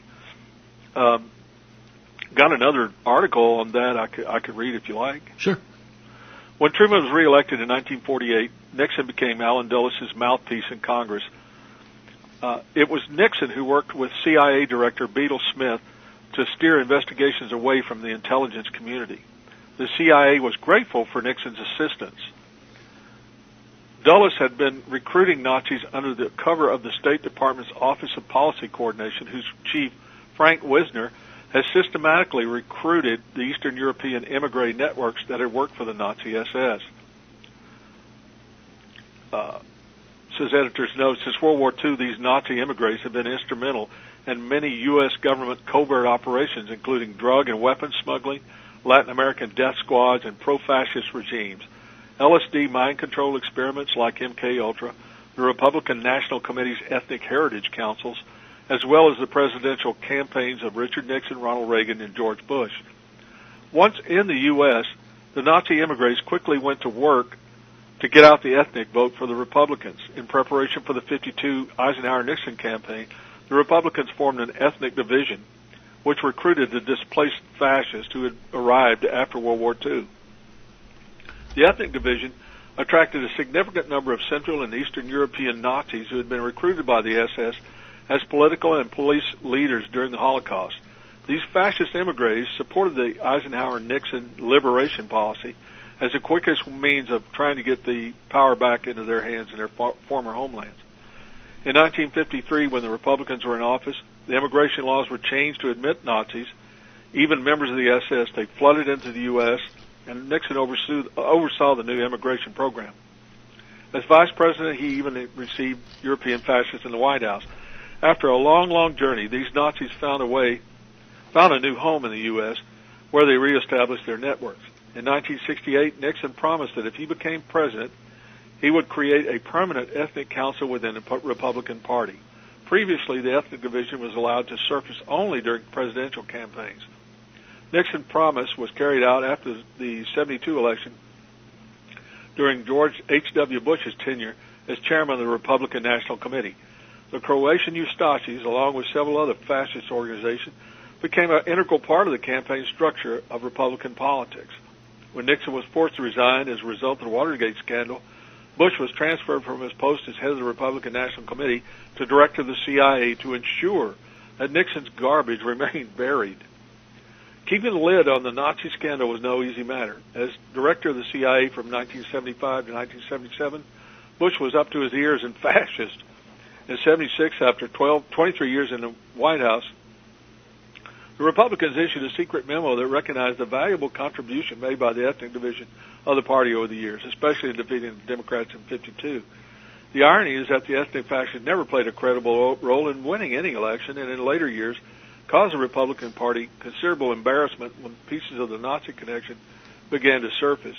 That's from an article by Mark Ahrens and John Loftus, and some of the excerpts are from The Secret War Against the Jews. how Western espionage betrayed the Jewish people. There's one other passage here I'd like to read. Richard Nixon's political career began in 1945 when, as a Navy officer, he was assigned to review some captured Nazi documents. Allen Dulles told Nixon to keep quiet about what he had seen and in return arranged to finance the young man's first congressional campaign. The documents that Dulles was eager to cover up concerned Karl Blessing, the former Reichsbank officer and then head of the Nazi oil cartel called Continental, or Conti. Conti was in partnership with Allen and John Foster Dulles' principal Nazi client, I.G. Farben, the infamous chemical weapons producer. Both companies had despicable records regarding their complicity with the Nazis and their ill treatment of Jews during the Holocaust. Dulles was also covering up Blessing in order to protect continued control of German oil interests in the Middle East. Blessing's Conti was the Nazi link to King Ibn Saud, whose family was empowered to rule the Arabian Peninsula thanks to Nazi collaborators within the British and U.S. intelligence, and Aramco, the Arab-American oil company. If Blessing went down, he would take a lot of people with him, including Allen Dulles. The Dulles brothers took Nixon under their wing and escorted him on a tour of fascist freedom fighter operations in Germany. Well, that's kind of the way that Tricky Dick got his start in helping cover up Nazi intrigues. Yeah, I'm just thinking back, too, that the two figures that were probably most responsible for destabilizing Nixon were the same two that said there was no conspiracy in the assassination attempt of Ronald Reagan. And that's Kissinger and Haig. Yeah. So, yeah, I mean, they're all tied together. And, of course, you know, all roads lead to Dallas, and who was there but Tricky Dick was too. He lied about that and got caught. Yeah. So, yeah, he was a mess. I tell you what. You know, and George H.W. Bush said that he didn't remember what was going on that day. He didn't remember where he was the day that Kennedy was assassinated. Well, you could refresh his memory and let him know that he had been in Dallas earlier. So, at any rate. Yeah, and there's a letter, a letter that is written deliberately, I don't want to say cryptic, but a little evasive, supposedly from Daddy Bush. And Coleman got a handle on that from, I forget the guy who does the work almost expressly on the Morton Shield. Mm-hmm. You know who it is, too. I just can't remember the guy's name, but he sent me along a JPEG of that letter. Very interesting with regard to Daddy Bush and Dallas. Oh, yeah. So, I mean, that whole group of people, you know, including Allen Dulles, Nixon, the Bushes, they were all involved. It's you know, there's just too much evidence leading to their involvement and too many things that they've said themselves, you know, that lead you to believe that they knew an awful lot more about the assassination of JFK than had ever come to light publicly.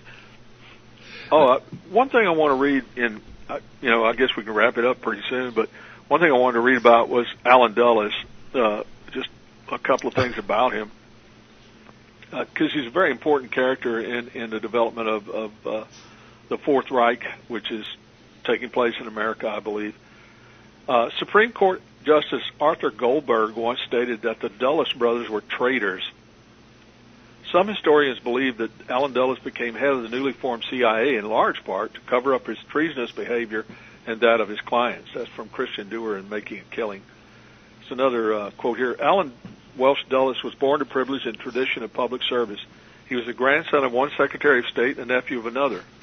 By the time he graduated from Princeton in 1914, the robber baron era of American history was coming to an end, ushered out by the Sherman Antitrust Act, which had been ushered in 1911 to break up Standard Oil, and by the institution of the progressive income tax in 1913. The ruling elite was starting to view government less as their own private preserve and more of a unwanted intrusion on their ability to conduct business as usual. That shift of loyalties in itself may account for many of the paradoxical aspects of Dulles' career. Dulles entered the diplomatic service after college and served as a State Department delegate to the Paris Peace Conference of 1919, which brought a formal end to World War I. The Versailles Treaty, which came out of this conference, included a provision making it illegal to sell arms to Germany. This displeased the powerful DuPont family, and they put pressure on the delegates to allow them to opt out. It was Allen Dulles who finally gave them the assurances they wanted that their transactions with Germany would be, quote, winked at. Dulles remained a diplomat throughout the early 1920s, spending part of that time in Berlin. However, he left government service in 1926 for the greener pastures of private business, becoming a Wall Street lawyer with the same firm as his older brother, John Foster Dulles. By the middle 1920s, Germany has started recovering from the effects of the war and its post-war economic collapse, and the great German industrial firms were looking like attractive investment opportunities for wealthy Americans. W.A. Harriman and Company, formed in 1919 by Averill Harriman, son of railroad baron E.H. Harriman, and George Herbert Walker, had led the way in directing American money to German companies, and had opened a Berlin branch as early as 1922 when Germany was still in chaos. At that time, Averill Harriman traveled to Europe and made contact with the powerful Thyssen family of steel magnates. It was to be a long-lasting and faithful partnership. The Thyssen's steel business has suffered greatly from Germany's defeat, and old August Thyssen had decided to guard against future setbacks by creating a system of private banks. He founded one in Berlin and another in the city of Rotterdam and in the Netherlands. In the Netherlands. The wake of Harriman's trip, a third bank was added to the network, the Union Banking Corporation, founded in 1924 with George Herbert Walker as president. Having their own personal banking system made it easy for the Thyssen's to move money around, launder money, conceal profits, and evade taxes. By 1926, W.A. Harriman was doing so well that Walker gave his son-in-law, Prescott Bush, the gift of making him a vice president. In 1931, W.A. Harriman merged with a British firm to create Brown Brothers Harriman, and Prescott Bush became a senior partner. During the 1930s, Brown Brothers Harriman would increasingly direct its clients' investments to German companies. The Rockefeller family was prominent among those clients, and Standard Oil developed particularly close connections with the chemical giant I.G. Farben. It was into this heady atmosphere of high-level investment and financial manipulation that Allen Dulles entered when he joined the firm of Sullivan and Cromwell in 1926. He would become the lawyer for the Thyssen's Rotterdam Bank and would also represent other German firms, including I.G. Farben. Well, it's kind of gives you a general rundown of who Allen Dulles was and what he was trying to do. And he was, like I always say, that all the Nazis weren't in Germany, and Allen Dulles definitely was, from everything I've ever read or seen or heard about him, he was more of a Nazi than half the people in, Hitler's inner circle. Well, what's ironic? When you mentioned his bloodlines and said that he was, he was the grandson of one Secretary of State? Right, and a nephew of another. Yeah, the uncle was Robert Lansing. And what's interesting about that is that he was a person, a hawk, like Joseph Tumulty, and both of them were advising Wilson. And Wilson's Secretary of State was William Jennings Bryan. And according to that book, The Lusitania, Bryan wanted to go on a peaceful path. The other two wanted war. Right. And eventually, Lansing accomplished two things. One, he got the war, and two, he got Bryan's job. Because Bryan basically left in protest. He had been a Wilson backer and had seen that he had, that Wilson was not his own man and going the other way. But I have to laugh because it mentions even in that book that who used to fool around with Robert Lansing were his two nephews, John and Allen Dulles. So yeah. It's amazing because the bloodlines continue. Yeah. But here they were going for war with Germany, and then later on would be seen as something as of a Nazi sympathizer, which in a way, playing both sides of the street doesn't really surprise us, does it, Larry? No, not at all. That's the way they work it. There really is no loyalty to anything other than power, and whatever it takes, whoever has to get hurt just gets hurt. Doesn't matter that they work both sides of the street, like you said. And the Dulles brothers were talk about snakes. I mean, these guys were, you can't name anything that went down of real importance in American politics. Right. That those guys didn't have some hand in, Well, that book that talks about, was it The Bay of Pigs expressly? I'm not sure. I got to think about this now. Two authors wrote. No, they were going after, I think, the CIA. I'll find a title in a second. But getting through all that, what was interesting was what was given for public consumption as the reason why the Bay of Pigs failed was because the airstrike was coming in from another time zone, and they got screwed up. Now we've been through this. I mean, there's no way in the world. Yeah. Now that doesn't operate like that. No. And that's why they have Zulu time or Grand Meridian time, which avoids that kind of stuff. But that was what was given to the public, so you know that's a lie. Right then and there, you know something else is up. Anybody in the military or had anything to do with air operations knew that was crap. Yeah, and who was in Puerto Rico the day of the invasion to give a speech? But Alan Dulles. My point, what's so big about that? What a great listening post to be in to find out if everything's going the way you wanted it. Sure. I mean, Alan Dulles, you can't think of very many things that, like I said, there are very many really important aspects of American politics in the 20th century that he didn't have a hand in. I mean, literally, behind the scenes pulling strings to get things done. One of the reasons why the Great Depression took place in 1929, why the United States economy went down, was because of investment going over to Germany. And the reason that they had done that is, with the Sherman Antitrust Act, the American corporations couldn't pull off the same kind of monopolies that they had before. So in 1922, I believe it was, they passed the Webb-Pomeranian Act, or Webb-Pomerine Act, which allowed them to have cartels and trust as long as they were overseas, which is really crazy. You went for a period of about 3 or 4 years where I forget how many years it was, but Teddy Roosevelt was the one who had really tried to put the burn on the robber barons by passing the Antitrust Act, and then all of a sudden, they come up with this Webb-Pomerine Act, and that allows them to invest overseas. So where did they invest? Well, they invested in Germany, and that was led. The charge for that was led by Alan Dulles and John Foster Dulles, Sullivan and Cromwell. Got a quote here on that. The 1920s and early 30s were a profitable time for American investors in Germany. The breakup of American cartels at the end of the 19th century, followed by Teddy Roosevelt's trust-busting legislation in the 1910s, induced the early multinational corporations to seek a more friendly climb offshore. Germany not only permitted cartels and vertical monopolies, it encouraged them as a means to rebuild its industrial might after the devastation of World War I and the Versailles reparations. German scientists, sponsored by German corporations, led the world in research in physics, chemistry, and biology. So esteemed was the German intellectual edge at the end of the 20s that American scientists who wished to make their mark would take their advanced degree at a German university.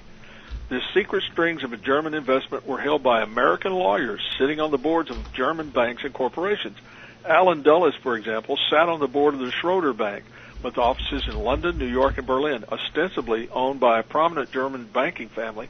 The real controllers were Sullivan and Cromwell clients. Sullivan and Cromwell clients were not the only foreign investors in Germany, nor were they the only ones to hedge their bets by making small donations to the infant Nazi Party. Following the $26 million cash settlement with Mussolini over disputed lands in 1929, the Vatican invested nearly all the proceeds in German industry, but at least one small investment was made in the Nazis as well. The following incident was reported by an eyewitness. Sister Pasqualina, a nun, who was the personal aide and devoted admirer of the papal nuncio in Munich, and the man who would become Pope Pius XII on the eve of World War II. She said, Hitler came one night to the holy residence of Archbishop Eugenio Pacelli. All others in the household were asleep by then, except Sister Pasqualina. Hitler told Pacelli that he was out to check the spread of atheistic communism. It did not come as a surprise to her, therefore, in light of Pacelli's hatred of the Reds, to see the prelate present Hitler with a large cache of church money to aid the rising revolutionary and his small, struggling band of anti-communists. The Holy See devised a special shield to help protect it from the looming international conflict, its own financial institution, the Vatican Bank. This was the only monetary entity in the world that was completely immune from outside audits, protected by Vatican sovereignty, and with the added convenience of diplomatic immunity.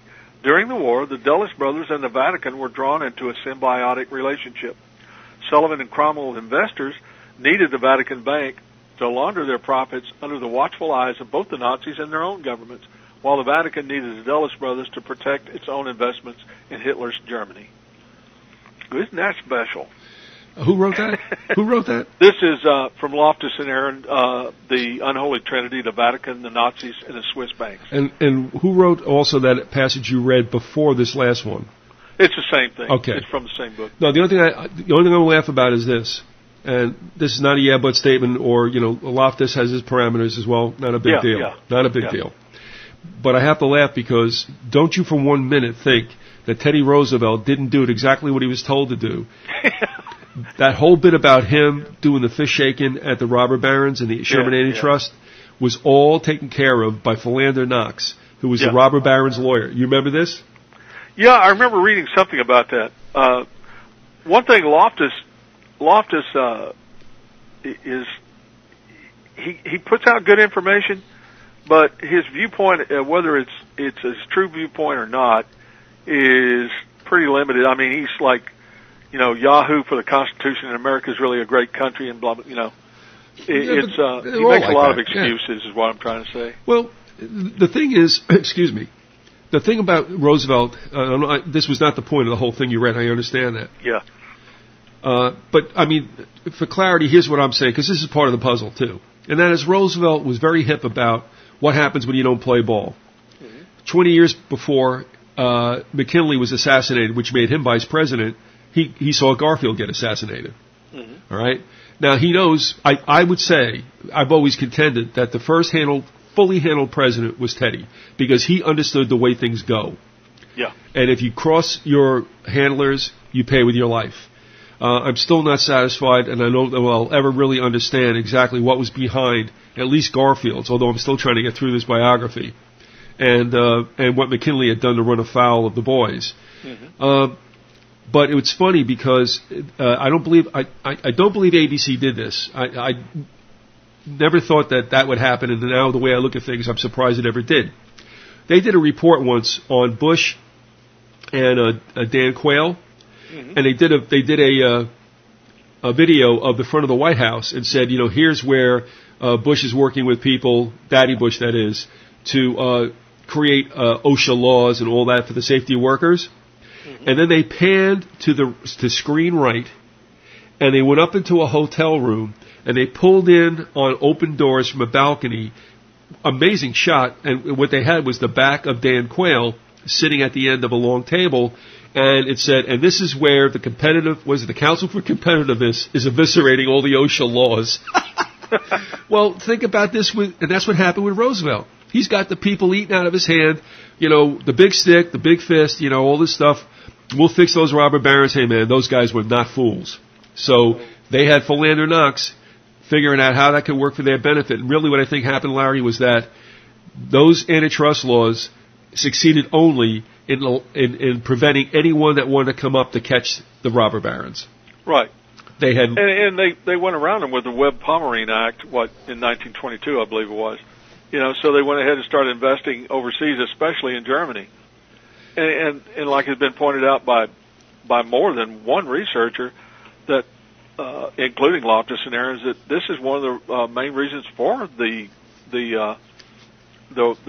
depression. I'll read from Alex Constantine, in an article on the Knights of Malta and other aspects of Nazism, but it says before the beginning of World War II, Hitler and the Nazis were funded in large part by American industrialists who were comfortable investing in a country where the workforce was extremely controlled and the union movement was outlawed. Mussolini's fascist Italy also attracted huge investments at a time when America's trade union movement was at its most rebellious.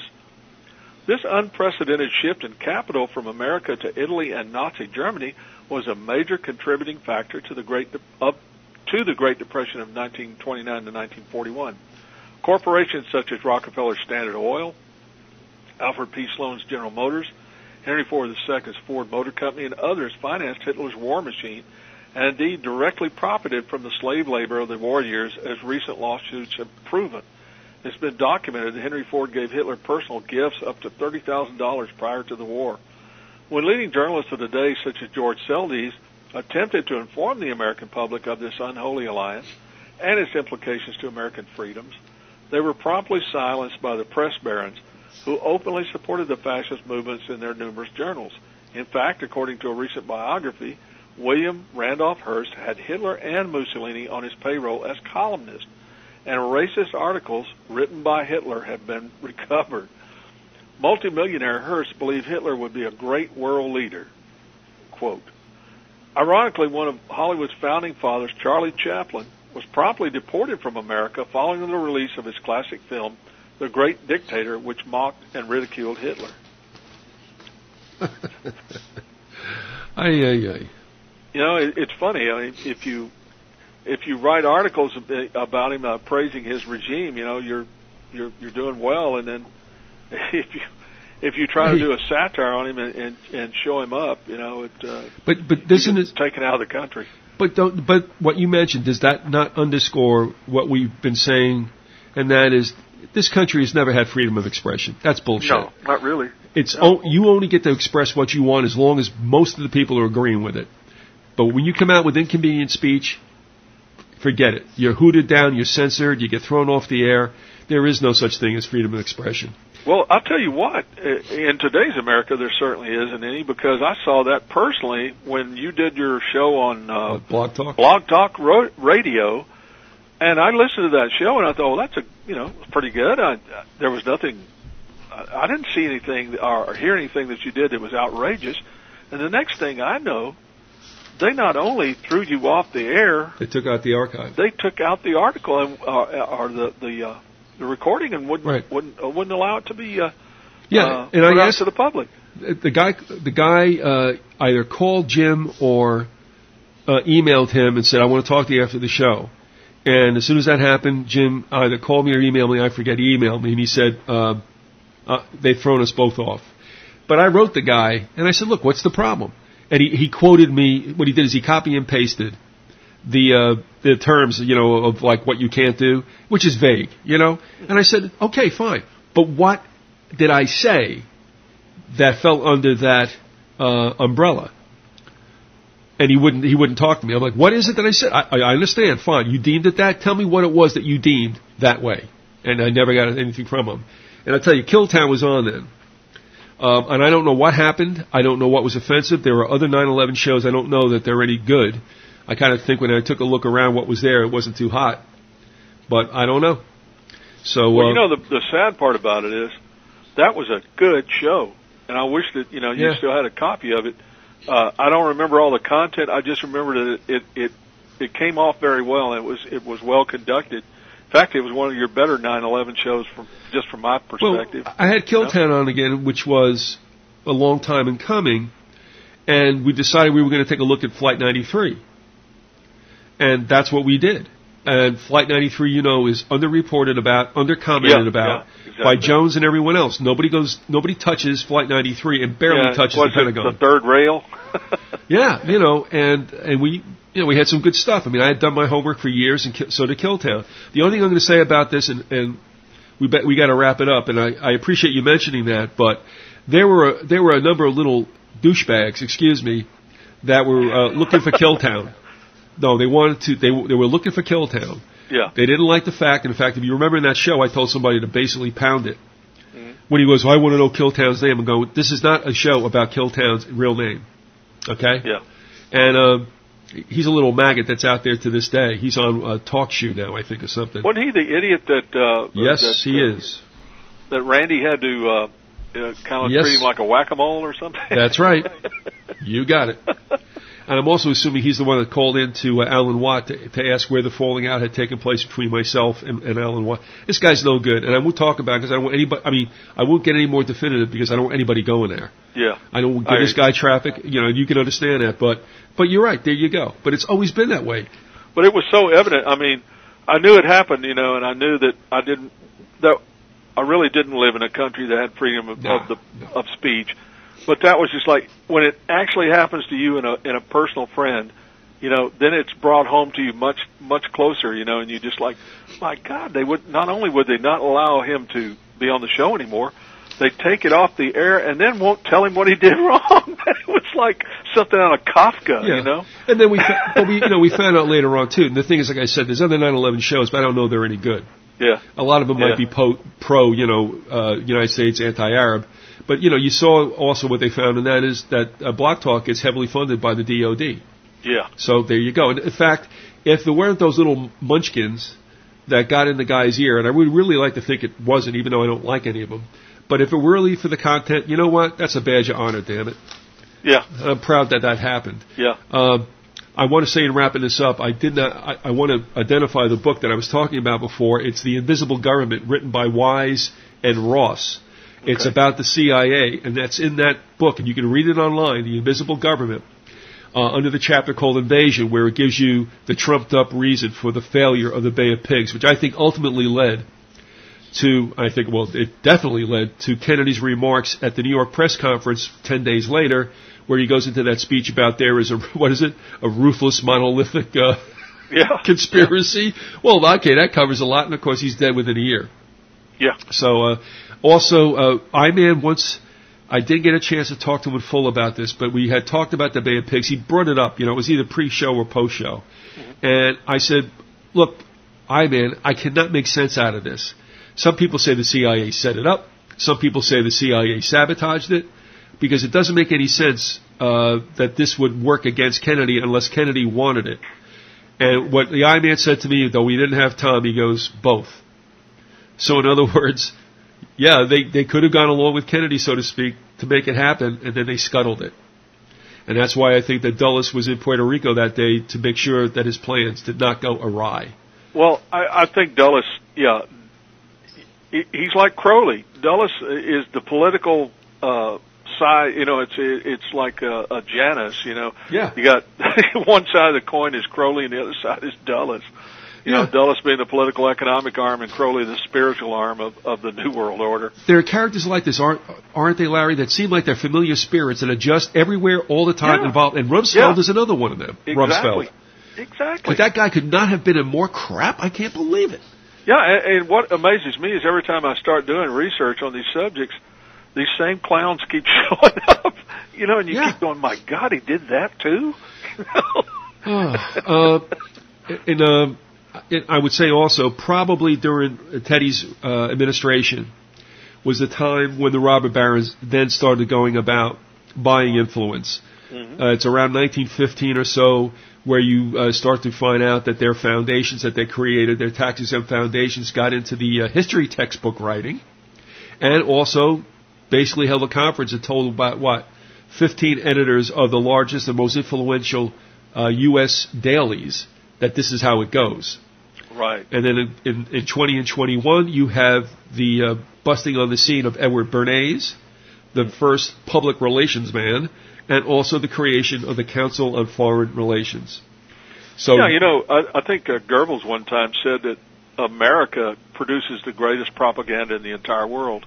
America was way up ahead of everybody else, and he had learned a lot from studying America and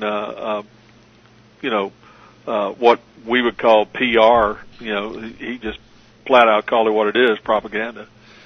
Larry, isn't it true? I mean, the problem with Americans is they've been propagandized into believing they can't be propagandized. Right. Exactly. I mean, that's it. What are you going to do? No, but it's 11. No, but it's America. No, you don't understand, dude. That's what they're saying in Russia and everywhere else, too. Right. Right. It's, like the old Bob Dylan line, propaganda all is phony. And, it's simple line, but so true. Just all this phoniness around us. Growing up in this country, and I'm glad I grew up here as opposed to a lot of other places, believe me. But there's so much crap that you get fed, from the time you're a little kid, going into school and on up, to growing up that it's a wonder, that people can make any kind of decisions or figure anything out after, listening to all that crap. I got to ask you this. Just as a kid, I'm going to say it to you and ask me, I'm going to ask you what your gut reaction was to this when you first came upon it in the history books. Maybe it's nothing, but this is something I always wondered about. We got into that chapter where and there was this like painting of this significant event. It says, Admiral Peary opens up Japanese to trade. Do you remember this? Yeah. And I'm like, why is a military guy going over there? And what happens if Japan doesn't want to be opened up to trade?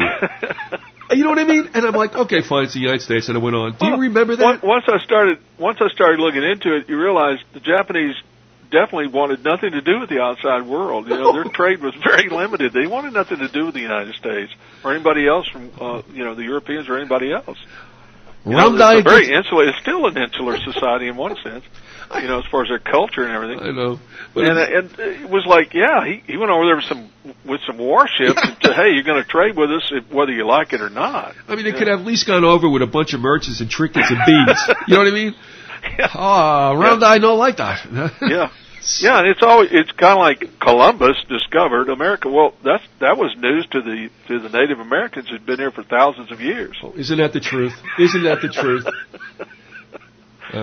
And this is where we get to this whole thing about believing in the United States and how it's a Christian country. And God. I mean, like, did anybody want to tell? I mean, was God like okay with Western Europeans killing the Aboriginal people who were here first? I mean, how did that how do we miss that? Yeah. God, you talk about being ethnocentric. It just doesn't really dovetail too well with the idea of Christianity and, and what Jesus taught. And there's so many people that want to hide behind the cross and do things that are completely opposite to what Jesus taught us. I mean, they do it every day. It's true. It's disgusting because after a while, people don't really know what Christianity is. People that really have never been on the inside of it, really, people that are not born again, don't have a clue. And Christianity just looks like a cruel religion to them. Well, if anybody came away from anything, it would have been in the first hour, where just when you started reading that, we understand that there are radical elements in every single religion that will demonize that religion in the eyes of others and will get the job done when it comes to doing exactly what Jehovah doesn't want done, and that is the shedding of blood. For what? Well, I believe you brought up the point that maybe it was Bob Rossio. I know that I read a quote from a book about Hitler's machinations as far as Stalingrad goes. And it seems that Hitler was not a stupid guy. Hitler had been a soldier himself, and he knew that there was a need to retreat strategically at times. Stalingrad was definitely a point in case. And yet he went ahead and forced the troops there to stand their ground, which meant they were going to get slaughtered, which they did, and they also got captured in large numbers. But really, a lot of what he was doing was a blood sacrifice to his God, with a little g, which is Satan, or Lucifer, if you prefer. And that's really what, a lot of this was about, was to bring about that great blood sacrifice, which is what, down through the ages, you can look at the Mayans. I mean, they were heavily into blood sacrifice, and they had the worship of, a winged serpent. Well, I mean, it becomes kind of obvious to you after a while. The real, quote, God of this world, as the Bible says. And even the Luciferians themselves will say that. And then they back off and say, well, now Lucifer is just the intellect, and it's this and it. No, it's not. He's a spirited fellow. Yes. Yeah. It's an entity. It's an evil entity, a fallen angel that a God cast out of heaven because he had sinned against God and wanted to be like the Most High. And the Bible tells you that plainly. And Jesus said, I saw him fall from heaven. The Father cast him out. You watch movies about the mafia and how, they have people in an inner circle and they go out and do the dirty work, and then one day what happens is they get done in. Just a very mild example of what it is with Satan, in the sense of that he lies to everyone, and everybody thinks they're in the inner circle, and then one day they turn around and they're getting kneecapped. Exactly. Understand, too, as it pertains to Eurasian continental wars, that both Napoleon and Hitler did very stupid things, which is really it's very interesting how they could make such blunders when it's obvious that you do not go after Russia in the wintertime. Right. I mean, you know... You outrun your supply lines. You don't equip your troops with winter clothing. You know, right. And you find yourself in the middle of the Russian winter, and you have to retreat during that winter. But you see, they had succeeded in doing what they were tasked to do. And then after it, you get a cleanup crew, as we've talked about, right? Mm-hmm. That goes ahead and cleans up the cleanup crew. Mm-hmm. So Napoleon ditched his army, and Hitler ditched his army, and they both did exactly what they were told to do. I cannot believe that either one of those individuals was either vain, egotistical enough, or stupid to go ahead and do that. They got their orders to do it. That's why I think, among other things, that Hitler never died in that bunker, man. No.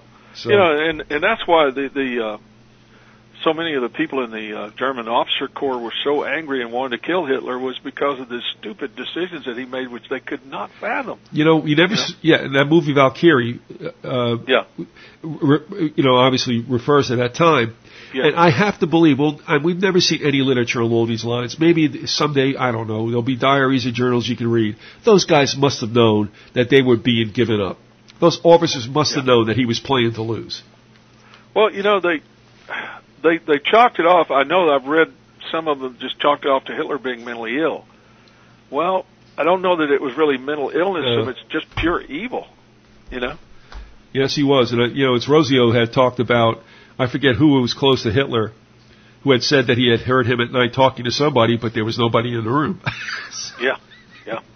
You know, Rauschning talked about Hitler having fits and saying to him that he had seen the Antichrist, and he was intrepid and cruel, and I was afraid.